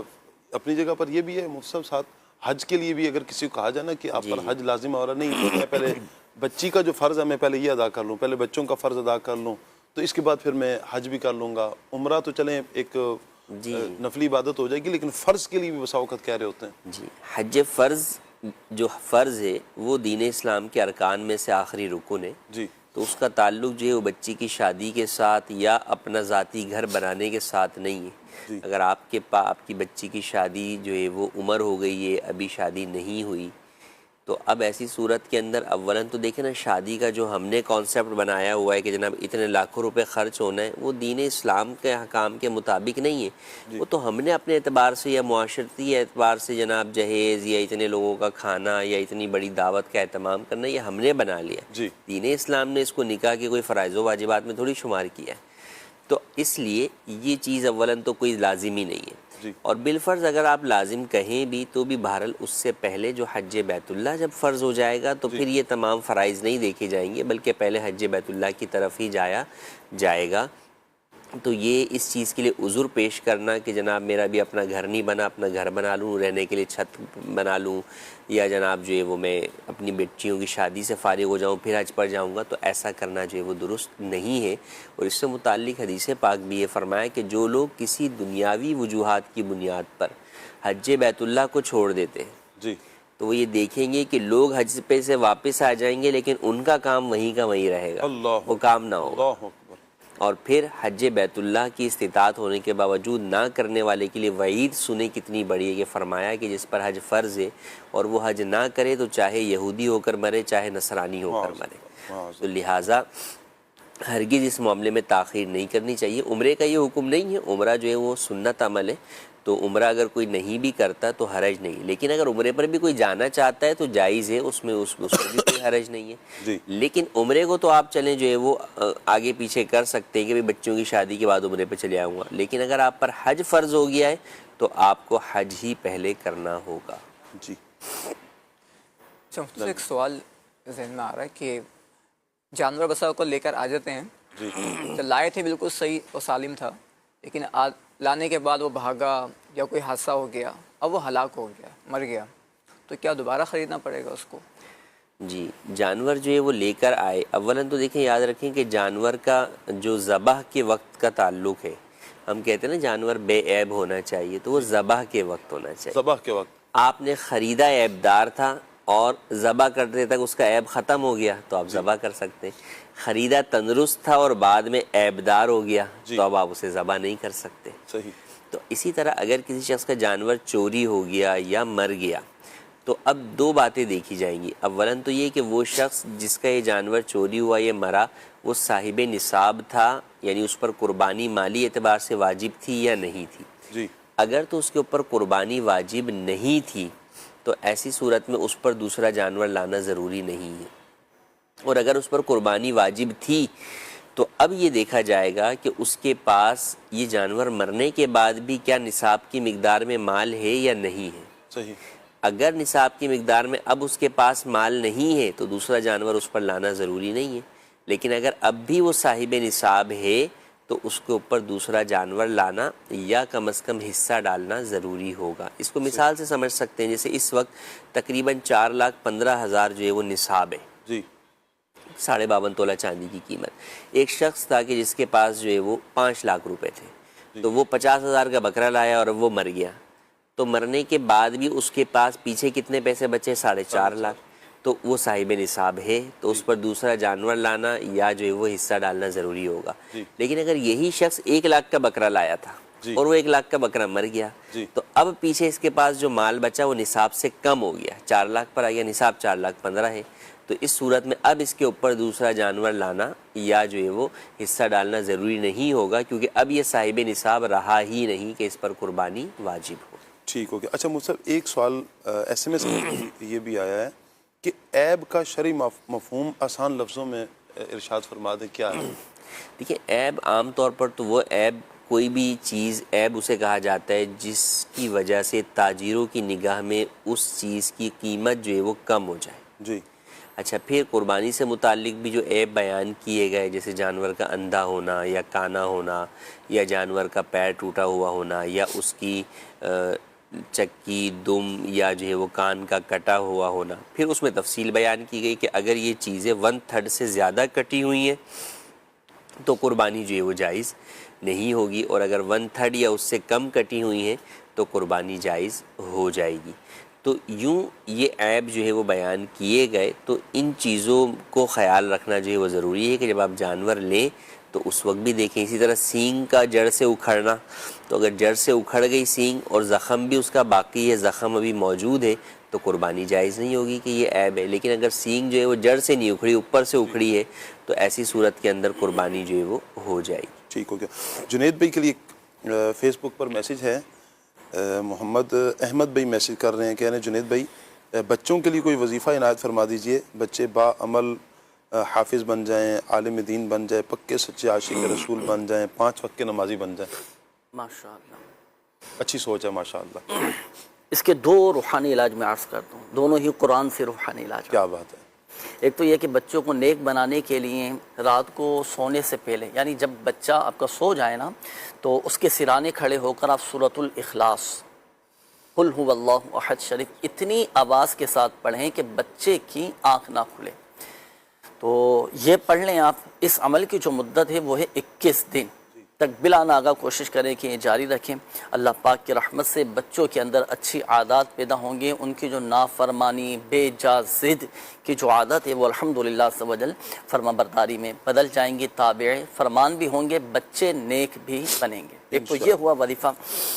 اچھا، دوسری ایک ہے قرآن پاک کی آیت، جی، اور یہ تو دعا ہم سب کو ہی کرنا چاہیے، جتنے ناظرین ہمارے ساتھ شامل ہیں نا، اپنے گھر والوں کے لیے کیا کریں دعا۔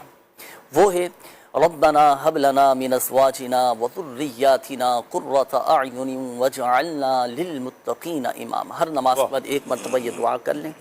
اس کا فائدہ یہ ہوگا کہ الحمدللہ گھر میں دینی ماحول بھی قائم ہوگا اور اولاد بھی نیک بنے گی انشاءاللہ۔ انشاءاللہ کال دیجئے جی۔ میرا مفتی صاحب کی بارگاہ میں یہ سوال عرض ہے کہ بھینسے کی قربانی جائز ہے یا نہیں؟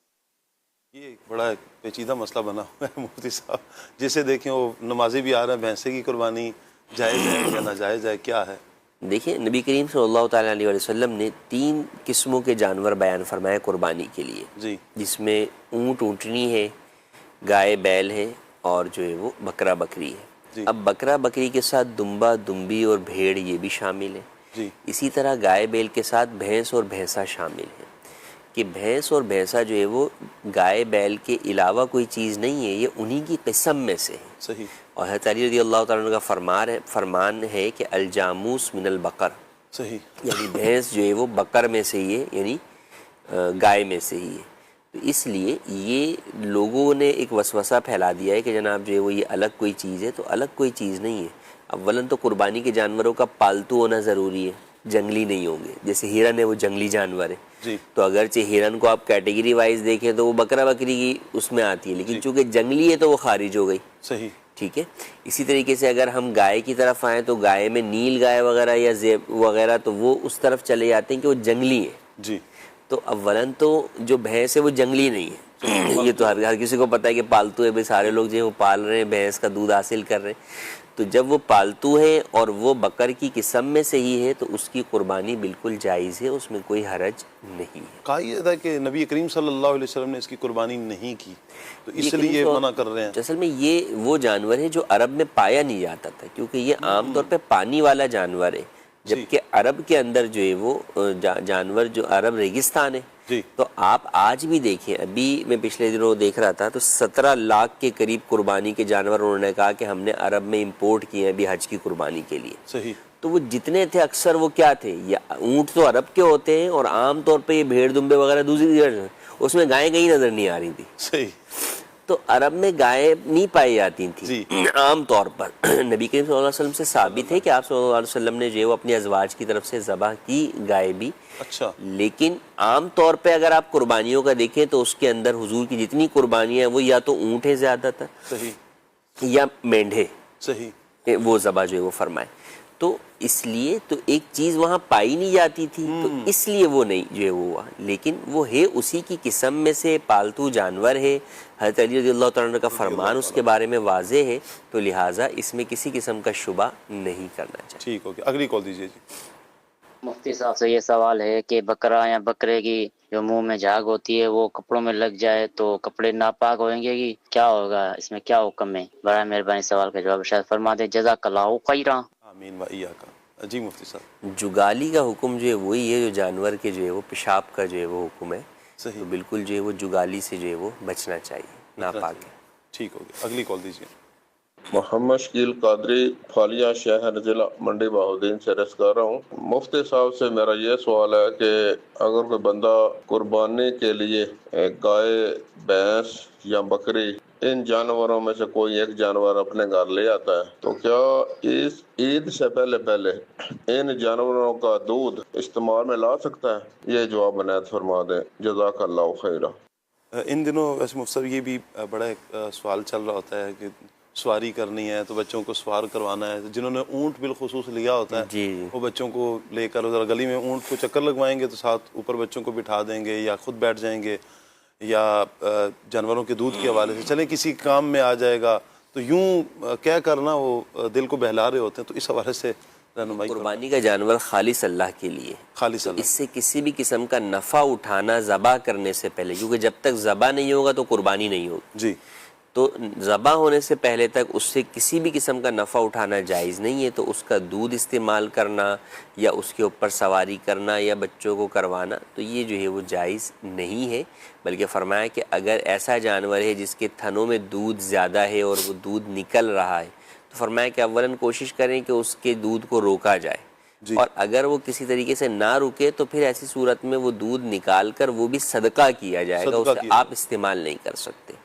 تو بالکل جو ہے وہ آپ استعمال نہیں کر سکتے۔ لیکن یہاں پر تھوڑا سا ایک اور پہلو پایا جاتا ہے، وہ یہ ہوتا ہے کہ کئی لوگوں کے گھروں میں جانور ہوتے ہیں، وہ جانور انہوں نے قربانی کے لیے نہیں خریدے ہوئے ہوتے، انہوں نے خریدے اس لیے ہوتے ہیں کہ بھئی یہ جانور جو ہے وہ ہم اپنے گھر میں جو ہے وہ پال رہے ہیں، جی اس سے ان کے یہاں بچے بھی ہو گئے، بکری کے بچے بھی ہو گئے، اب جب وہ بوڑھی ہو گئی تو وہ سوچتے بھئی اس سال اس کو قربان کر دیں گے، جی تو ابھی یہ جانور جب تک قربان نہیں کریں گے قربانی کا جانور نہیں ہے، کیونکہ خریدا قربانی کی نیت سے نہیں ہے، تو اب اس جانور کا اگر آپ دودھ وغیرہ استعمال کر رہے ہیں تو حرج جو ہے وہ نہیں ہے، ہاں احتیاطاً اس کے اندر بھی یہ کہ جب آپ نے نیت کر لی ہے قربانی کی تو اب اس سے ہر قسم کا اپنا نفع ختم کر دیں، یہ زیادہ بہتر ہے۔ لیکن بسا اوقات مفتی صاحب جو پالا ہوتا ہے یا مثال کے طور پر بچہ اس نے بکری نے جنا نا تو اس یا گائے وغیرہ نے، تو اسی وقت بچپن سے ہی نیت کر لی جاتی ہے بعض اوقات کہ اسے تو ہم اس جانور کی ہم قربانی کریں گے،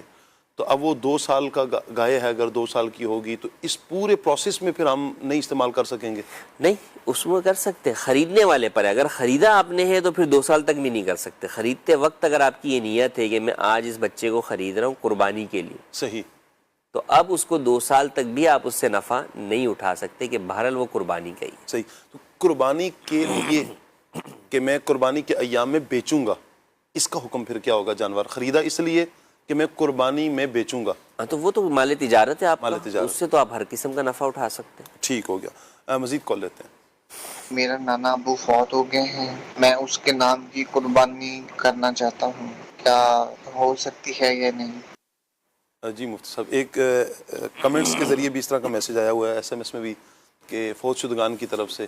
دیکھیے اولاً تو جس پر قربانی واجب ہے وہ اپنی طرف سے کرے، صحیح، اس کے علاوہ وہ مزید کوئی اور حصہ اپنے کسی مرحوم کی طرف سے شامل کرنا چاہتا ہے تو بالکل کر سکتا ہے، اس میں کوئی حرج جو ہے وہ نہیں ہے۔ اب اس میں 2 باتیں ہوتی ہیں، ایک یہ کہ مرحوم نے وصیت کی ہے کہ میرے مال میں سے قربانی میری طرف سے کرنا، تو یہ وصیت واجبہ بنے گی، اور اس صورت کے اندر وہ جو قربانی کا گوشت ہوگا وہ یہ کوئی بھی کھا نہیں سکتا، بلکہ وہ سارا گوشت جو ہے وہ آپ کو مستحقین زکوٰۃ کو صدقہ کرنا ہوتا ہے۔ لیکن اگر جو ہے وہ ایسا نہیں ہے، بلکہ آپ وصیت نہیں کیا، آپ اپنی طرف سے خود ہی جو ہے وہ کرنا چاہ رہے ہیں، تو بالکل آپ کر سکتے ہیں، اور اس کا گوشت بھی آپ خود بھی کھا سکتے ہیں اور دوسروں کو بھی کھلا سکتے ہیں۔ ٹھیک ہو گیا۔ جنید بھائی کے لیے ایک میسج ہے، کمنٹس کے ذریعے آیا ہوا ہے۔ محمد احمد بھائی نے میسج کیا ہے، جنید بھائی ہمارے ایک عزیز ہیں، ان کی ٹانگوں میں سوزش ہے، ایڑیوں میں درد وغیرہ رہتا ہے، اس کا کوئی روحانی علاج بیان کر دیں۔ دیکھیں اگر کسی کے گھٹنوں میں درد رہتا ہو، جوڑوں میں درد، ایڑیوں میں درد، پنڈلیوں میں درد رہتا ہو، الغرض جسم کے کسی بھی حصے میں درد رہتا ہو، تو اٹھتے بیٹھتے چلتے پھرتے یا غنیو یا غنیو یا غنیو یہ بکثرت پڑھتے رہیں۔ صحیح۔ اچھا، اور اگر خاص جسم کے کسی حصے میں درد ہے نا، تو اس کا ایک اور عمل یہ ہے جو حدیث پاک میں بھی فرمایا گیا ہے کہ درد کے مقام پر سیدھا ہاتھ رکھیں، اور سیدھا ہاتھ رکھنے کے بعد 3 بار پہلے بسم اللہ الرحمن الرحیم پڑھیں، اور پھر 7 مرتبہ یہ دعا پڑھیں، اعوذ باللہ وقدرتہ من شر ما اجد واحاذر، اعوذ باللہ وقدرتہ من شر ما اجد واحاذر، یہ 7 مرتبہ پڑھنا، 3 بار پہلے بسم اللہ شریف، پھر 7 مرتبہ یہ دعا، درد کے مقام پر ہاتھ رکھا رہے۔ صحیح، اول اور آخر درود پاک کے ساتھ پڑھیں، بفضلہ تعالی، اللہ پاک کی رحمت سے جسم کا کیسا ہی درد کیوں نہ ہو، کسی بھی چیز کی شکایت ہی کیوں نہ ہو، انشاءاللہ الکریم ٹھیک ہو جائے گا انشاءاللہ۔ اچھا، اور اگر یہ مستقل رہتا ہو نا، پھر اپنے ڈاکٹر سے بھی مشورہ کریں، بعض اوقات طبی حوالے سے، جسمانی حوالے سے، اندرونی اس طرح کی پرابلم ہوتی ہیں کہ وہ مستقل درد رہتا ہے، تو ڈاکٹری علاج بھی جاری رکھیں اس کے ساتھ۔ اچھا، یہاں کیا بولتے ہیں، گھٹنوں میں نا بسا خشکی ہو جاتی ہے، شاید اس کے لیے بعض انجیکشن لگوا کر اس خشکی کو دور کیا جا رہا ہوتا ہے، ایسا وہ درد سلیش بولتے ہیں یا کچھ ایسی کوئی چیز ہے کہ جو گھٹنوں میں پائی جاتی ہے، جو گھٹنوں کے درد سے بچاتی ہے؟ اس طرح کا بھی ایک پچھلے دنوں میں ایک اسلامی بھائی سے ملاقات ہوئی تو انہوں نے بتایا کہ وہ مجھے نا اس کا وہ علاج یوں کروانا ہے، ڈاکٹروں نے یہ مجھے کہا ہے، تو بہرحال آپ نے اچھی توجہ بھی دلائی ہے، روحانی علاج بھی ہم کریں، ساتھ ڈاکٹر سے بھی آپ مشورہ کریں، چیک اپ لازمی اپنا کرواتے رہیں۔ اللہ پاک رحمت کی نظر فرمائے، جو جس بیماری میں تکلیف میں مبتلا ہیں اللہ اپنی رحمت سے تمام بیماریاں دور فرمائے۔ کال لیتے ہیں۔ مفتی صاحب، پوچھنا یہ تھا کہ جو قربانی ہے، اگر بندے پہ صاحب نصاب نہ ہو، فرض کریں کوئی بندہ صاحب نصاب نہیں ہے لیکن اس کے والد نے اس کے عقیقے کے لیے پیسے اسے دیے ہیں، کیا وہ 7 حصوں میں وہ اپنا حصہ قربانی کے علاوہ عقیقے کا ڈال سکتا ہے یا نہیں؟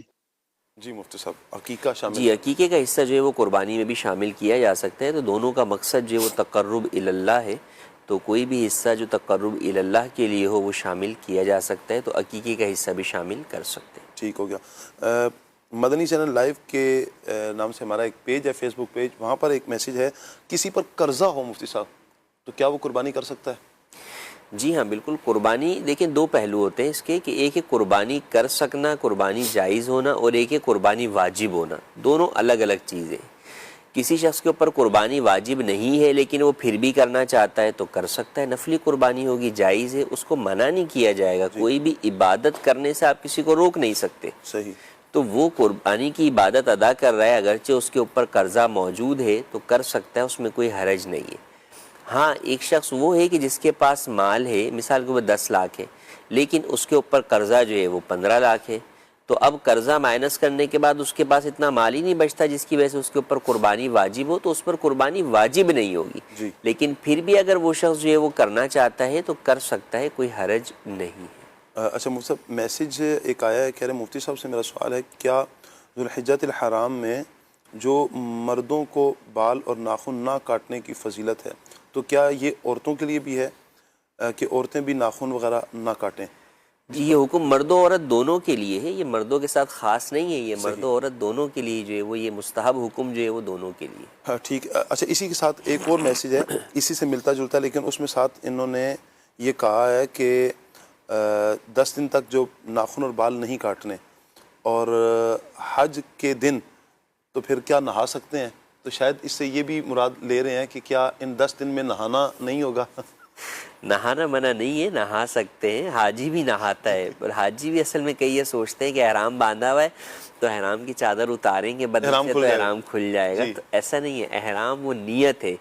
تو کپڑے اتارنے سے احرام نہیں کھلتا، تو لہٰذا آپ حاجی بھی احرام میں جو ہے وہ نہا سکتے ہیں. ہاں حاجی کو یہ ہوتا ہے کہ اس کو میل چھڑانا اپنے بدن سے منع ہوتا ہے، صابن وغیرہ نہیں لگائے گا یا بال میں کنگھا نہیں کرے گا کہ بال ٹوٹیں گے، تو اس کو یہ چیزیں منع ہوتی ہیں. تو بہرحال جو ہے وہ نہانا منع نہیں ہے. تو 9 عرفہ کو بھی نہا سکتے ہیں، 9 ذی الحجہ کو، اور اس کے علاوہ بھی جو پچھلے دن گزرے ہیں یا آج کا دن بھی ہے تو نہا سکتے ہیں، نہانا منع نہیں. بسا اوقات حاجی صاحبان کے ذہن میں یہ ایک سوال آ رہا ہوتا ہے کہ وہ جو جب نیت کی تھی نا حج کی یا عمرے کی، تو جو احرام کی چادریں باندھی تھیں انہی میں پھر مکمل کرنا، تو ہم وہ چینج نہیں کر سکتے. تو ایسا نہیں ہے، وہ تبدیل بھی کر سکتے ہیں، اس میں کوئی حرج نہیں ہے. ناپاک ہو جائے گا پھر تو تبدیل کرنا ہی پڑے گا، آپ کو پاک کرنا پڑے گا یا اس کو چینج کرنا پڑے گا. تو اس کو تبدیل کرنے سے آپ کا احرام ختم نہیں ہوتا. ٹھیک ہو گیا. اچھا ایک میسیج ہے کہ ضرورت پڑنے پر گھریلو صدقہ باکس سے پیسے لے سکتے ہیں اور پھر بعد میں واپس ڈال دیے جائیں؟ اگر آپ کے ہی پیسے ہیں تو لے سکتے ہیں. بس اوقات جوائنٹ فیملی سسٹم ہوتا ہے، اس میں سبھی نے پیسے ڈالے ہوئے، تو اب اس میں سے آپ نہیں لے سکتے کیونکہ وہ پھر آپ کے نہیں ہے، بقیہ لوگوں کے بھی اس میں پیسے شامل ہیں. ٹھیک. مفتی صاحب کوئی کسی اور ملک میں رہتا ہے، اب وہ چاہ رہا ہے کہ میں پاکستان میں قربانی کرواؤں، تو کیا یہ جائز؟ جی کسی بھی جگہ پر آپ قربانی کروا سکتے ہیں. شرط یہ ہے کہ آپ کے قربانی کا جانور اس وقت ذبح ہو جب اس شخص کے ملک میں بھی وقت ہو قربانی کا اور یہاں جہاں ذبح ہو رہا ہے وہاں بھی وقت ہو. صحیح. دونوں جگہ وقت ہونا جو ہے وہ قربانی کا ضروری ہے. اب جیسے اس سال تو الحمدللہ اکثر ممالک کے اندر ایک ہی دن عید ہے، تو اب اس سال جو ہے وہ زیادہ یہ ہے. اچھا پچھلے سالوں میں یہ ہوتا تھا کہ پتہ تھا کہ بھئی پاکستان میں عرب ممالک کی یا اور جو یورپین ممالک ہیں وہاں عید عموماً ایک دن پہلے ہو جاتی تھی، تو ان کی عید، ان کا جانور یہاں پہ تیسرے دن لوگ ذبح نہیں کرتے تھے. پتہ تھا کہ بھئی تیسرے دن ان کا چوتھا دن ہے تو قربانی نہیں ہوگی. لیکن اب اس دفعہ ایک تو ہے، لیکن اب ایک کے ساتھ وقت کا فرق آ جاتا ہے. جیسے اگر ہم جو ہے وہ پاکستان میں بھی بات کریں کہ کراچی والا اگر جو ہے وہ پنجاب کی طرف جو ہے وہ قربانی کا جانور اپنا ذبح کروا رہا ہے، تو اگر وہ وہاں پر ذبح کروا رہا ہے اور گاؤں دیہات میں کروا رہا ہے جہاں پہ عید واجب نہیں ہے، تو وہاں صبح صادق کے بعد بھی ذبح ہو سکتا ہے. لیکن یہ ضروری ہوگا کہ کراچی والے کی بھی صبح صادق ہو جائے.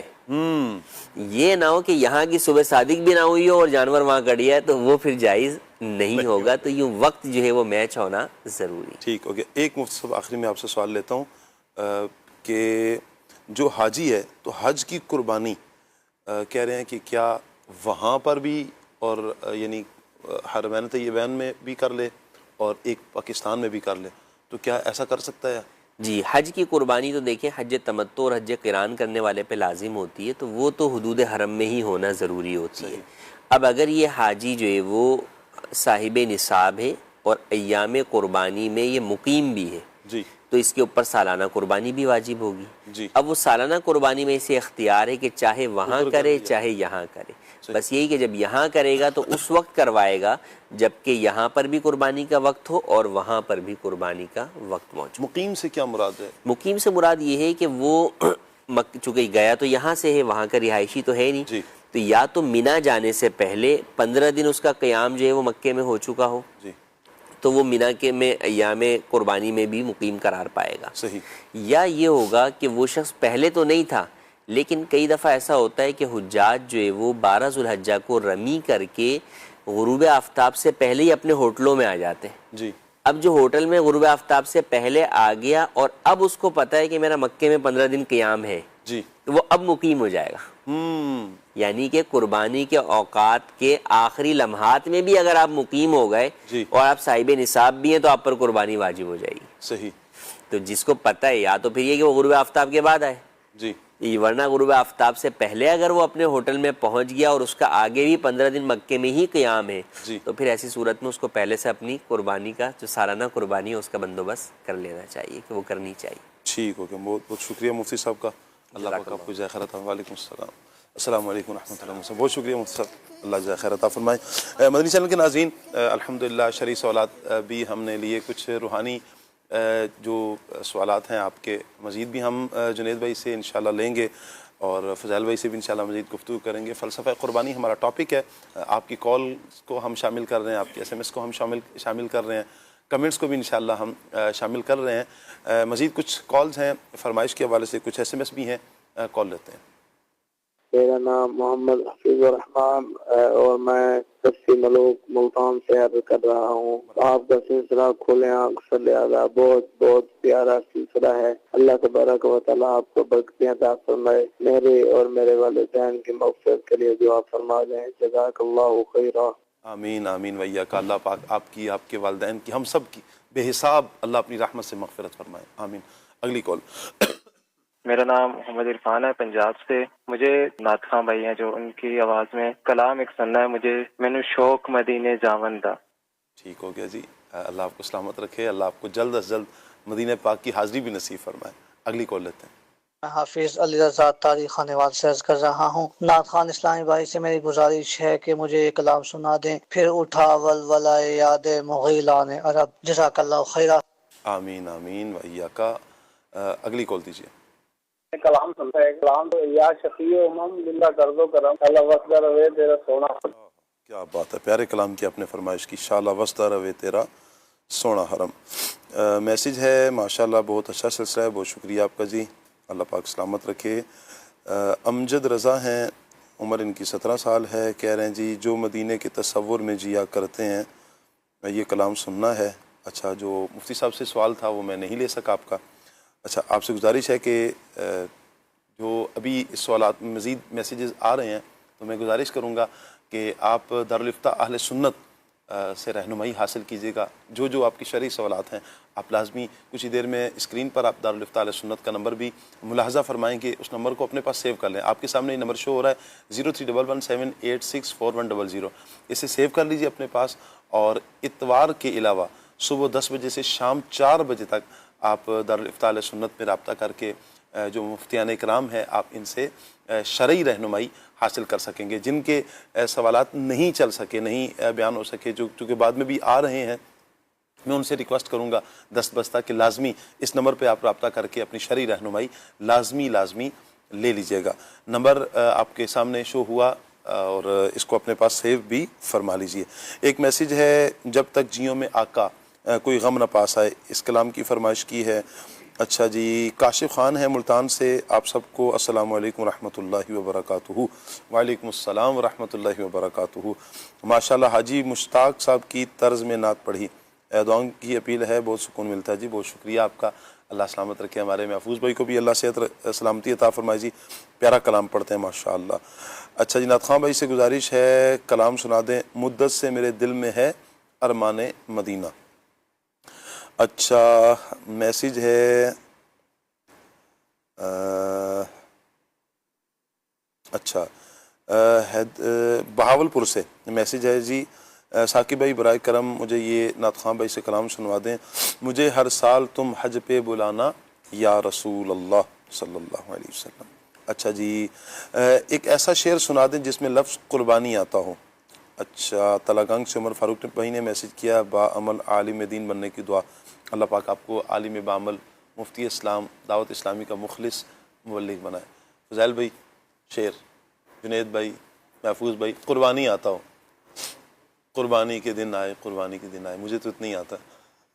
اونٹ بن گیا ہوتا کاش دستے آقا سے، کاش دستے آقا سے عید قربان پہ نہر ہو گیا ہوتا۔ اس میں قربانی تو آئی نہیں ہے، قربان آیا ہے، قربان آیا یا نہیں آئی ساتھ؟ قربان آئے گا، قربانی نکالے نا، بیان کریں۔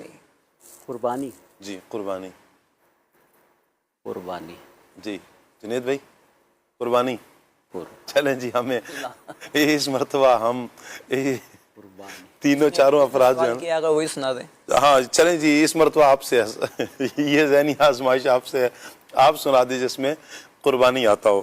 بہرحال جی، اللہ آپ کو سلامت رکھے۔ اچھا جی، کچھ مزید میسیج بھی ہیں، کچھ سوالات چونکہ آپ کے لے لیے گئے ہیں۔ کوئی عربی کلام سنا دیجیے اور میری صحت و عافیت کے لیے، دیدار مصطفیٰ کے لیے دعا فرما دیجیے، اللہ پاک آپ کی تمام حاجات پوری فرمائے، صحت و سلامتی بھی عطا فرمائے جی۔ اچھا جی، مجھ کو در پیش ہے پھر مبارک سفر، اس کلام کی بھی فرمائش آئی ہے۔ اچھا، تنم فرسودہ جا پارا، اس کلام کی بھی فرمائش آئی ہے۔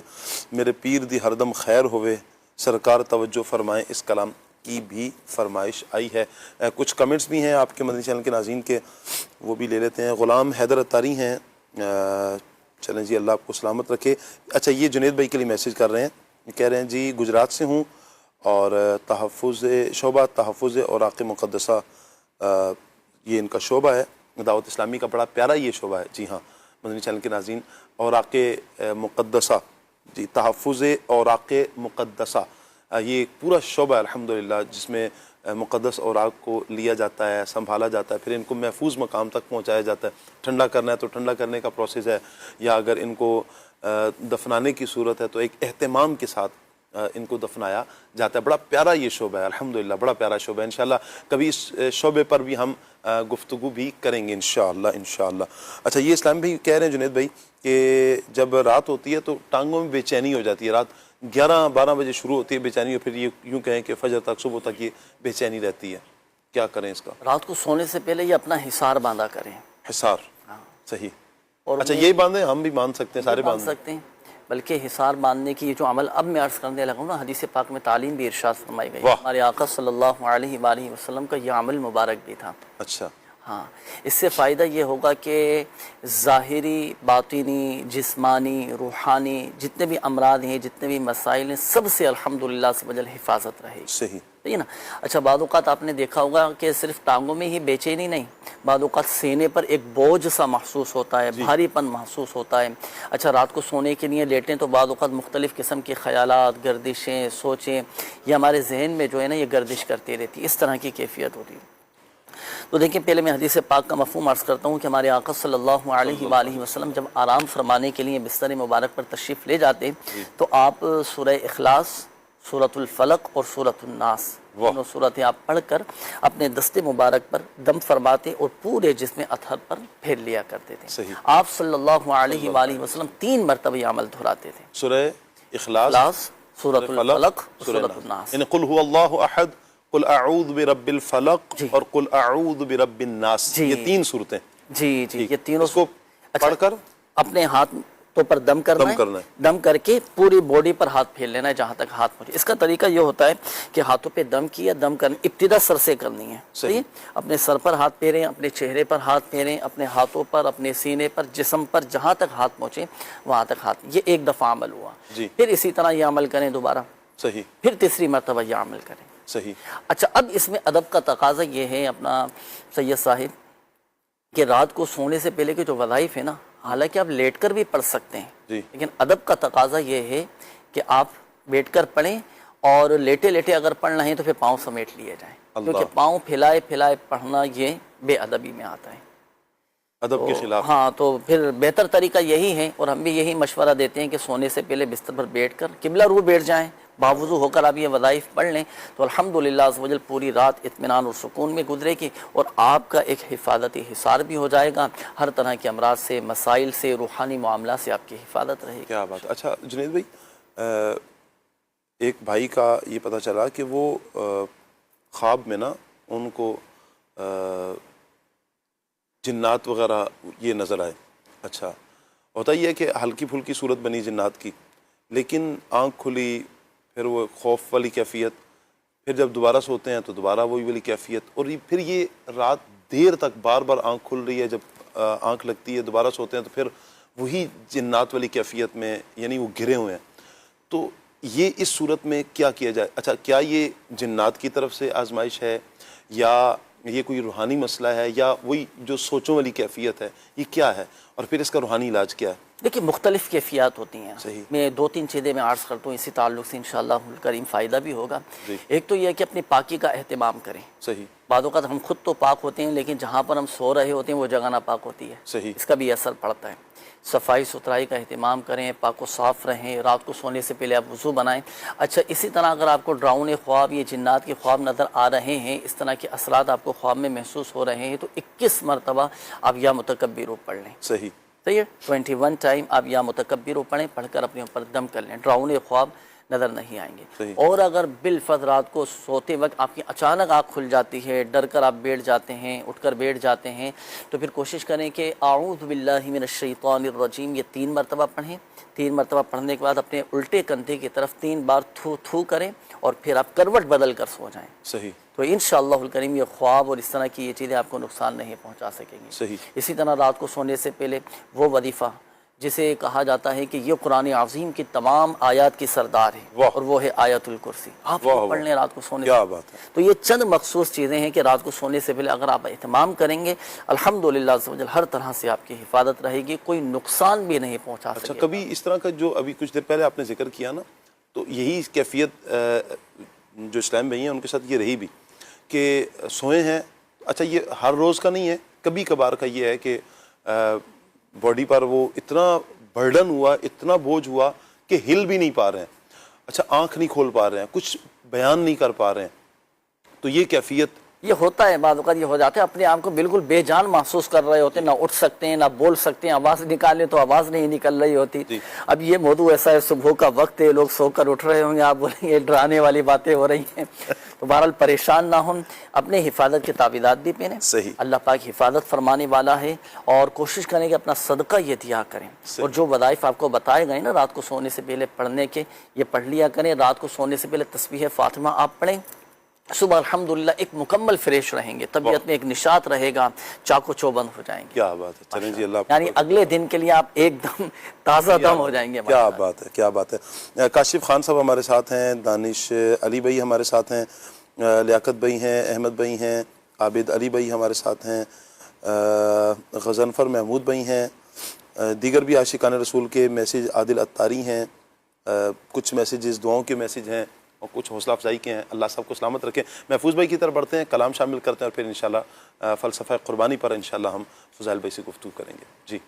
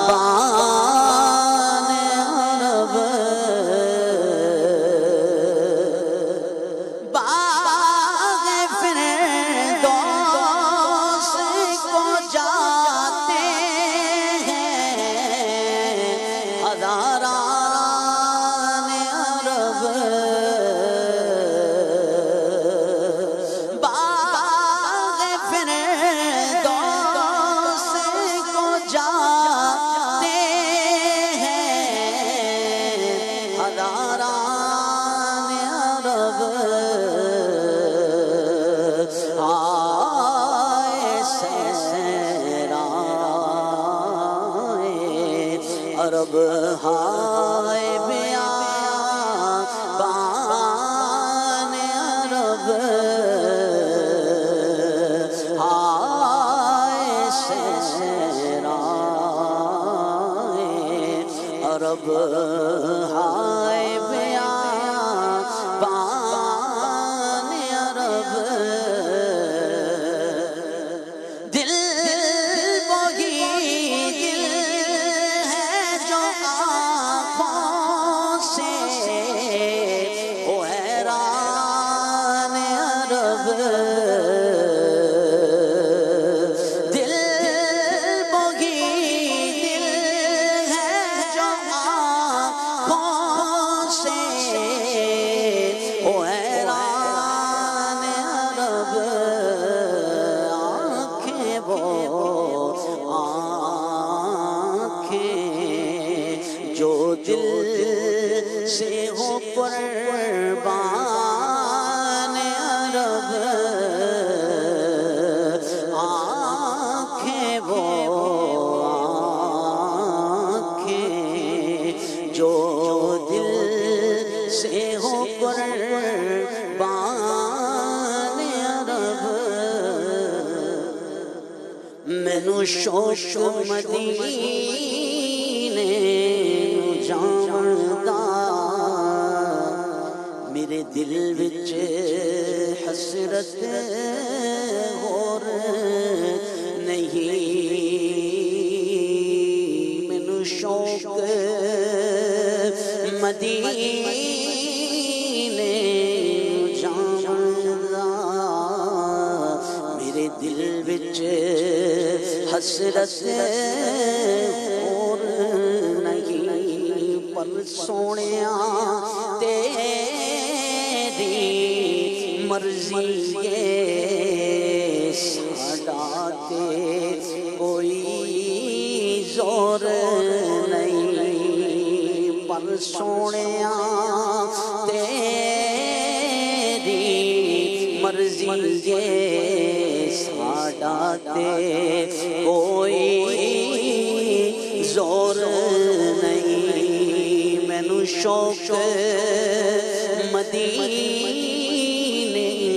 نو جاون دا میرے دل وچ حسرت اور نہیں میرا روپ بھی نہیں میرا رنگ بھی نہیں مینو یار مناون دا ڈھنگ بھی نہیں میرا روپ بھی نہیں میرا رنگ بھی نہیں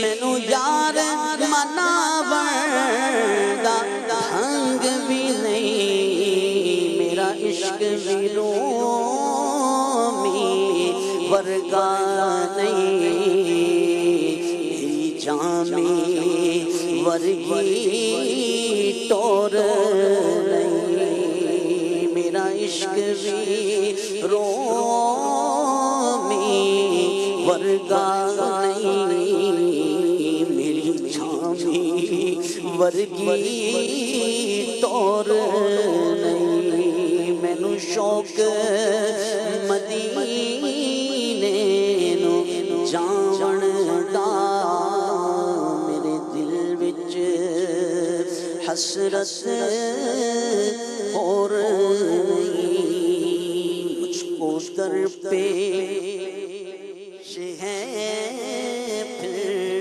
مبارک سفر قافلہ اب مدینے کا تیار ہے نیکیوں کا نہیں کوئی تو شفقت میری جھولی میں اشکوں کا اقہار ہے کوئی سجدوں کی سوغات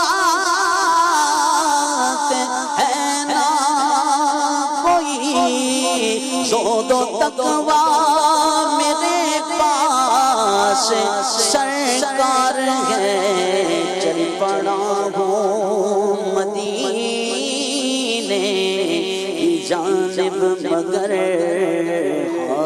سر پر گناہوں کا انبار ہے، مسلک کا تو امام ہے، الیاس قادری مسلک کا تو امام ہے، الیاس قادری مسلک کا تو امام ہے، الیاس قادری مسلک کا تو امام ہے، مسلک کا تو امام ہے، الیاس قادری تدبیر تیری تام ہے، الیاس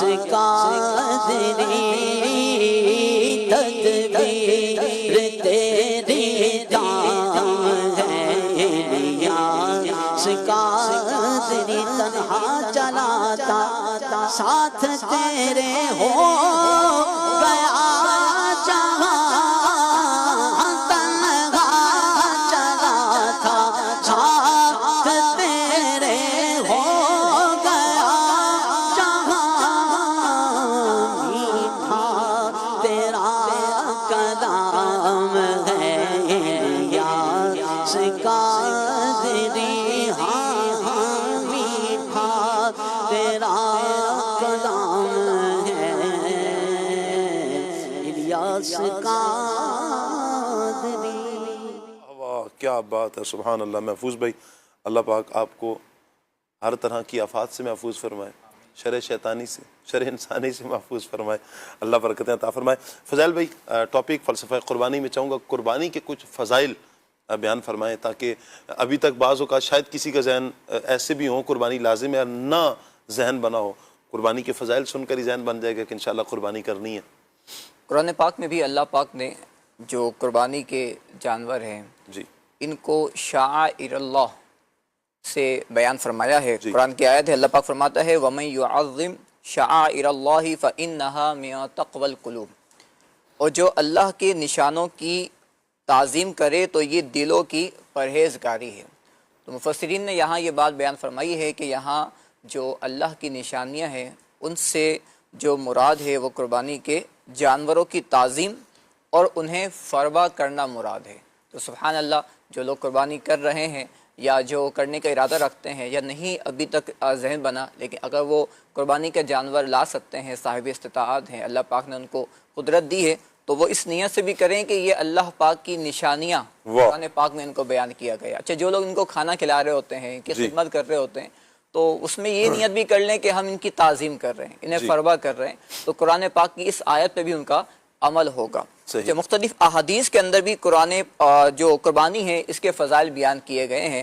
بی بی عائشہ صدیقہ طاہرہ رضی اللہ عنہا فرماتی ہیں کہ رسول اللہ صلی اللہ علیہ وسلم نے ارشاد فرمایا، ابن آدم یعنی انسان نے قربانی کے دن کوئی ایسا عمل نہیں کیا جو اللہ کے نزدیک خون بہانے یعنی قربانی کرنے سے زیادہ پسندیدہ ہو۔ اچھا، ایک روایت میں یہ بھی آتا ہے، شاہ صاحب جب قربانی ہوتی ہے تو لوگ کھڑے ہوتے ہیں، اپنے قربانی کے جانور کو ذبح ہوتے ہوئے دیکھ بھی رہے ہوتے ہیں، تو اس میں کچھ لوگ وہ ہوتے ہیں جو تماشائی کے طور پر ہوتے ہیں اور کچھ مزے لینے کے لیے کھڑے ہو جاتے ہیں، انجوائے کرنے کے لیے۔ تو اگر اس میں بات وہی نیت کی ہے، اگر یہ نیت کر لی جائے کہ حدیث پاک میں اس کو بیان کیا گیا ہے، بی بی فاطمہ زہرا رضی اللہ عنہا کو نبی پاک صلی اللہ علیہ وسلم نے ارشاد فرمایا، اے فاطمہ اپنی قربانی کے پاس حاضر رہو، کیونکہ اس کے خون کا پہلا قطرہ گرتے ہی تمہارے سارے گناہ معاف کر دیے۔ اللہ اکبر۔ اب اس وقت اگر یہ نیت ہو جائے کہ حضور صلی اللہ علیہ وسلم نے یہ بات فرمائی ہے، اور اب اس کا انداز بھی پھر ویسے ہی ہوگا، یعنی کوئی تالیاں نہیں بجائی جا رہی ہوں گی، کوئی سیٹیاں نہیں بجائی جا رہی ہوں گی، بلکہ اس وقت یہ تصور کیا جائے کہ اللہ پاک کی کتنی رحمت ہے کہ ہم نہیں ہیں اس کی جگہ پر، اللہ پاک نے ایک دمبا۔ وگرنہ ویسے جنید، یہ جو آپ تصور کا بندہ رہے ہیں نا فضائل بھائی، ویسے ہی بندہ کٹنے کا تصور تو چلے ایک اور ہے نا، روح نکلنے کا تصور تو باقی ہے نا، وہ تو ہر بندے کی روح نکلے گی۔ کل نفس ذائقۃ الموت، ہر نفس نے موت کا ذائقہ تو چکھنا ہے، कुल्लु मन अलैहा फान व यबका वजहु रब्बिका दुल जलाल वल इकराम, हर शय ने फना होना है, तो हमने भी फना हो जाना है, हमने भी खत्म हो जाना है। आप देखें जरा वो तसव्वुर जरा करें ना कि किस कदर वो जानवर तड़प रहा होता है, वो अल्लाह के नाम पर वो जान जा रही है ना, वो जानवर तो अल्लाह के नाम पर कुर्बान किया है, लेकिन हम यहाँ पर अपना तसव्वुर, अच्छा ये अल्लाह वालों का अंदाज है कि बला शेख तरीक़त अमीर अहले सुन्नत को ये देखा गया कि आपकी आंखों में आंसू होते हैं, रो रहे होते हैं और वो मौत का तसव्वुर कर रहे होते हैं कि ये तो नज़ा की कैफियत आएगी, नज़ा की कैफियत हम पर भी तारी होगी, ये हम पर भी होना है, ये तमाशा नहीं है, ये हम पर भी एक वक्त ऐसा आएगा। बस अल्लाह पाक से हम ये सवाल, आफियत का सवाल करते हैं, अल्लाह पाक आफियत वाला मामला मेहरबानी फरमाए, जब दुनिया से जाएं ईमान की सलामती के साथ जाएं, दुनिया में भी अल्लाह पाक भलाइयाँ अता फरमाए, आखिरत में भी अल्लाह पाक भलाइयाँ अता फरमाए। भलाई की दुआ, आफियत की दुआ हर मामले में अल्लाह पाक से मांगते रहा करें, यहाँ तक कि नज़ा की कैफियत में भी अल्लाह पाक से हम आफियत का सवाल करते हैं। बाज़ों की रूहें अटक जाती हैं, सांस नहीं निकल रहा होता ना, अटक जाती है कई कई दिन तक, यानी जब हुक्म रब्बी होगा तभी, लेकिन उससे पहले की जो कैफियत है, मौत के झटके आ रहे होते हैं। यहाँ तक कि रिवायात का मजमून है कि मौत का एक झटका तलवार के 1000 वार से ज्यादा सख्त है, इतनी सख्ती होती है उसमें। आप तसव्वुर करें कि जिनकी रूह लेट निकल रही होती है उन पर क्या यानी कि कैफियत होगी। अल्लाह पाक से बस हम आफियत का सवाल करते हैं, ये तो वही जानता है मरने वाला कि वो किस तकलीफ में है। यानी हमें तो बयान कर दिया गया इस तरह की तकालीफ है, लेकिन जो इन तकालीफ से दो चार है, असल तो उसे पता है ना कि कितनी बड़ी तकलीफ है जिसकी रूह निकल रही है। अल्लाह आफियत वाला मामला। जानवर ज़िबा हो भी रहे होते हैं, तो जब ज़िबा कर दिए जाते हैं तो एक आवाज़ हमें सुनने को मिलती है उस जानवर की गले से भी। हाँ जी। तो बंदा उस वक्त तसव्वुर करे ये तकलीफ का मामला है। अच्छा, इन जानवरों का मामला तो ये है कि ये ज़िबा हो गए, ठीक है, और इनका मामला खत्म हो गया। इंसान का मामला खत्म नहीं हुआ, बल्कि वो आमाल है तो खत्म हो गया है। हमारा तो अभी तो कहें कि शुरू हुआ जी, हमारा तो एक नया सिलसिला शुरू होगा, कब्र के इम्तिहानात, फिर हशर के। अल्लाह, तो असल जो कुर्बानी का फलसफा है ना, वो है कि इंसान अल्लाह की राह में कुर्बान हो। वाह, ये जानवर हमारे लिए कुर्बान हो रहा है, तो ये सिखा रहा है कि जो तुम से बड़ी जात है जिसके तुम बंदे हो, जी, ठीक है, वो खालिक है तुम्हारा, वो हमारा भी खालिक है, तो हमें भी उसकी राह में कुर्बान होना है, इबादत के मामलात में और दीगर चीज़ों के मामलात में। तो अल्लाह पाक अमल की तौफीक। आमीन आमीन। जुनैद भाई, आपकी तरफ मैं आऊँगा, कुछ मज़ीद अगर आप रूहानी इलाज बता दें, कुछ वज़ाइफ बता दें। अच्छा, बसाओ का जानवर ख़रीदने के लिए जाते हैं, जैसे अभी भी बहुत सारे अफरादों ने तो ख़रीद ली, लेकिन बहुत से अभी भी जा रहे होंगे। धोखे का खौफ होता है, ऐबदार जानवर निकल आने का खौफ होता है, तो इस सूरत में क्या रूहानी इलाज की जाए, धोखा ना हो, जानवर में कोई ऐब ना निकल आए, अच्छा जानवर हमें मिल जाए। जब आप ख़रीदारी के लिए जा रहे हो ना, उस वक्त ये पढ़कर जाना है आपने। अच्छा, ठीक। 21 मरतबा या ज़ल जलाली वल इकराम, जो कोई ख़रीदारी करते वक्त ये वजीफ़ा पढ़े ना, तो अल्हम्दुलिल्लाह अज़्ज़ वजल वो धोखे से महफूज रहेगा, उसको नुकसान नहीं होगा। सही। एक ये, और एक बड़ी प्यारी हदीस पाक मैं आपको सुनाऊँ बिलखुसूस। अब जो ताजिर हजरात हैं, जो बिजनेसमैन हैं, जो काम करते हैं, जिनका काम ही ख़रीदो फ़रोख्त है, वो ज़रूर इसको कीजिएगा अमल ना, इंशाअल्लाह फ़ायदा होगा। बारगाह रिसालत में आप सल्लल्लाहु अलैहि वसल्लम में एक शख्स हाजिर हुआ और अर्ज़ की कि या रसूलल्लाह सल्लल्लाहु अलैहि वसल्लम, जब मैं ख़रीदो फ़रोख्त करता हूँ तो मुझे धोखा हो जाता है। तो आका करीम सल्लल्लाहु अलैहि वसल्लम ने इरशाद फरमाया कि तुम ये कह लिया करो, ला खिलाबा, ला खिलाबा, ला खिलाबा। तो वो शख्स ये कहा करता था, अल्हम्दुलिल्लाह समझ उसको धोखा नहीं होता। वाह वाह। अब इसमें हमारे लिए तालीम है कि जब भी ख़रीदो फ़रोख्त कर रहे हो, अब जानवर लेने जैसे जा रहे हैं, तो इस दौरान ख़रीदारी करते वक्त आप ये पढ़ते रहें, ला खिलाबा, एक मरतबा आप कह लें। सही। अच्छा, इसी तरह सिर्फ जानवर ही नहीं, इसके अलावा कोई भी आप खरीदारी कर रहे हैं, पैसे दे रहे हैं, किसी से ले रहे हैं, ला खिलाबा, ला खिलाबा, ला खिलाबा, ये पढ़ते रहें, दिल के अंदर पढ़ते रहें। अच्छा, आजकल तो बड़ा जदीद दौर है, ऑनलाइन सिस्टम हो गया है सारा ना, पैसे भी ऑनलाइन हो रहा है, इस तरह के मामलात रहते हैं। तो चाहे ऑनलाइन आप खरीदारी कर रहे हो, आप ये कह लें ला खिलाबा, ला खिलाबा, तो अल्हम्दुलिल्लाह समझल धोखे से, फराड से घर बैठे जो मंगवा रहे होते हैं उनके लिए भी एक बड़ा प्यारा एक रूहानी नुस्खा है कि जब आप कोई चीज़ घर बैठे मंगवा रहे हो तो धोखे का खौफ तो यहाँ पर तो बहुत ज़्यादा हो रहा होता है, तो ला खिलावा ये पढ़ लिया जाए, अल्लाह पाक आफियत फरमाए। बहरहाल शरई रहनुमाई ज़रूर लीजिए, ये जो इस तरह का सौदा कर रहे होते हैं, शरई रहनुमाई باہر صورت لے لینی چاہیے. میں یہی بات عرض کرنا چاہ رہا تھا کہ دیکھیں جو بھی خریداری کریں اب خریدار کو بھی چاہیے اور جو خرید رہا ہے اس کو بھی چاہیے کہ دیکھیں دیانت داری کے ساتھ امانت داری کے ساتھ شرعی تقاضوں کے مطابق یہ لے کر چلیں. اچھا جنید بھائی یہ بتائیں کہ بسا اوقات ہوتا یوں ہے کہ جانور لے لیا ہے لیکن اب یہ خوف ہے، ابھی عید کو چند دن باقی ہیں تو نقصان ہونے کا، بیمار پڑ جانے کا، چوری ہو جانے کا، بھاگ جانے کا خوف ہے، تو اس سے حفاظت کا کوئی وظیفہ؟ دیکھیں جو جہاں آپ نے جانور رکھے ہیں نا جی تو آپ وہاں اس جگہ پر قرآن پاک کی یہ آیت مبارکہ لکھ کر لٹکا دیں، سلام علی نوح فی العالمین. جی صحیح ہے، یہ لکھ کر لٹکا دیں. چوری سے، ڈکیتی سے، جادو سے، اثرات سے اور اس طرح کے معاملات سے جو ہے نا ہر قسم کے خطرے سے آپ کے جانور محفوظ ہو جائیں گے. ٹھیک. اچھا ایک یہ بھی ارشاد فرما دیں کہ جانور چوری ہو گیا، بھاگ گیا، اس صورت میں کیا کریں کہ وہ ہمارا گم شدہ جو ہے جانور واپس آ جائے؟ سورہ والضحیٰ کی تلاوت کریں. اچھا یہ صورت ملانے والی صورت ہے. کیا بھاگے ہوئے شخص کو، بھاگے ہوئے جانور کو، اچھا. گم شدہ شخص کو، گم شدہ جانور کو ملانے کے لیے یہ صورت پڑھی جاتی. ایک یہ اور دوسرا انا للہ و انا الیہ راجعون، اس کی کثرت کریں. صحیح. اچھا جیسے انسان کو بھوک نہیں لگتی کبھی کبھی، وہ کھاتا نہیں ہے، تو کبھی کبھی جانور بھی تنگ کر رہا ہوتا ہے، وہ کھا نہیں رہا ہوتا. لیکن اس کی مختلف وجوہات ہو سکتی ہیں نا. تو بعض اوقات جانور وہ ایک تو شروع میں نے عرض کی تھی کہ جانور مانوس نہیں ہیں. پھر دوسرا یہ کہ بعض اوقات جانور جو ہے نا ان کے بھی بیماریاں، ان کے بھی مسئلے مسائل ہوتے ہیں. ڈاکٹر سے بھی مشورہ کریں نا، ان کے جو ڈاکٹر ہوتے ہیں جانوروں کے. پھر اگر اس طرح کی سچویشن ہے تو پھر کوشش کریں کہ 100 مرتبہ یا قہر پڑھ کر آپ دم کر دیں. جی. اچھا ایک اور منڈی میں اس وقت بہت سے جانور آئے ہوئے ہیں ماشاءاللہ جو عاشقان رسول بیچ رہے ہیں.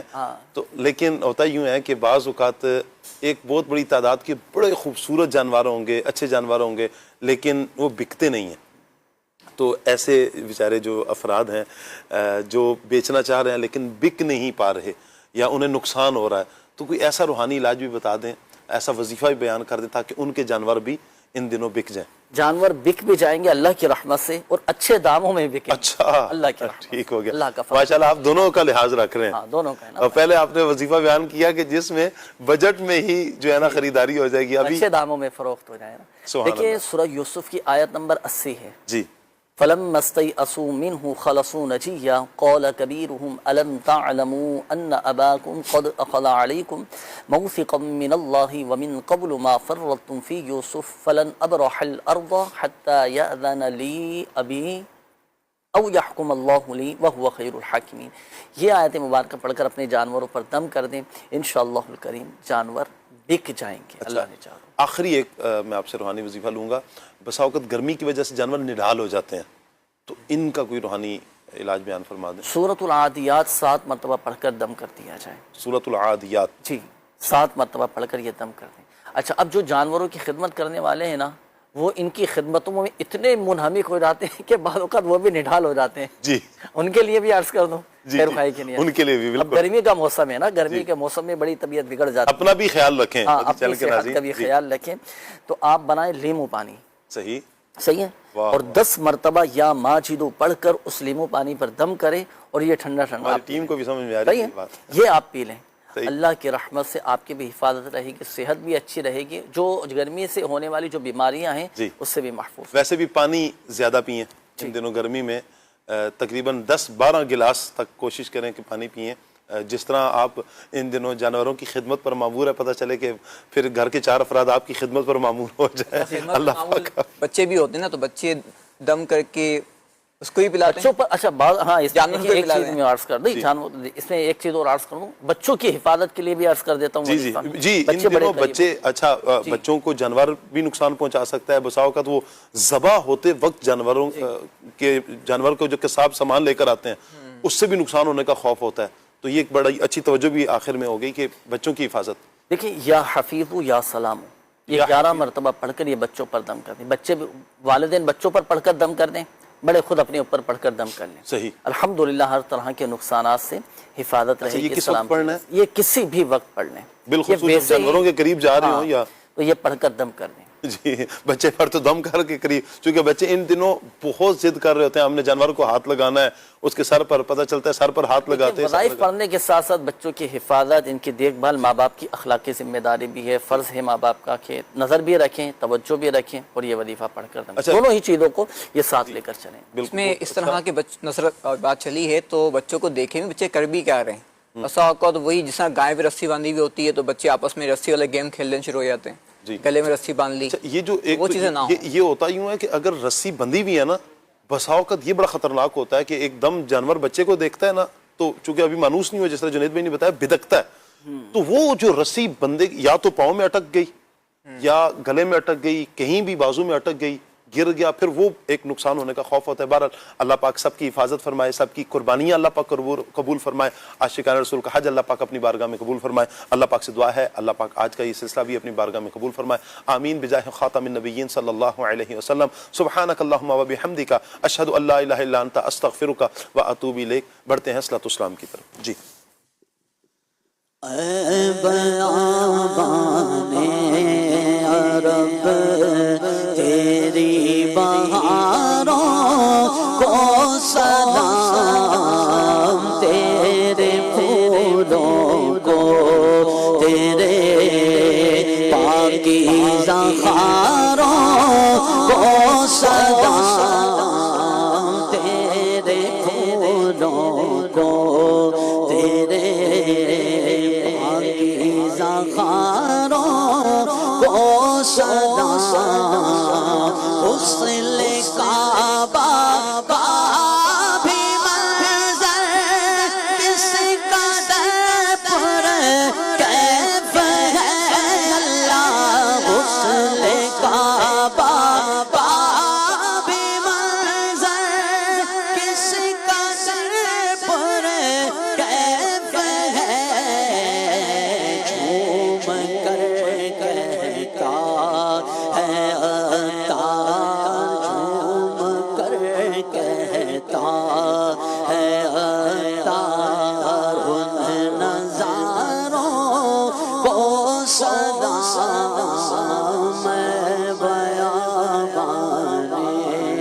عرب تیری بہاروں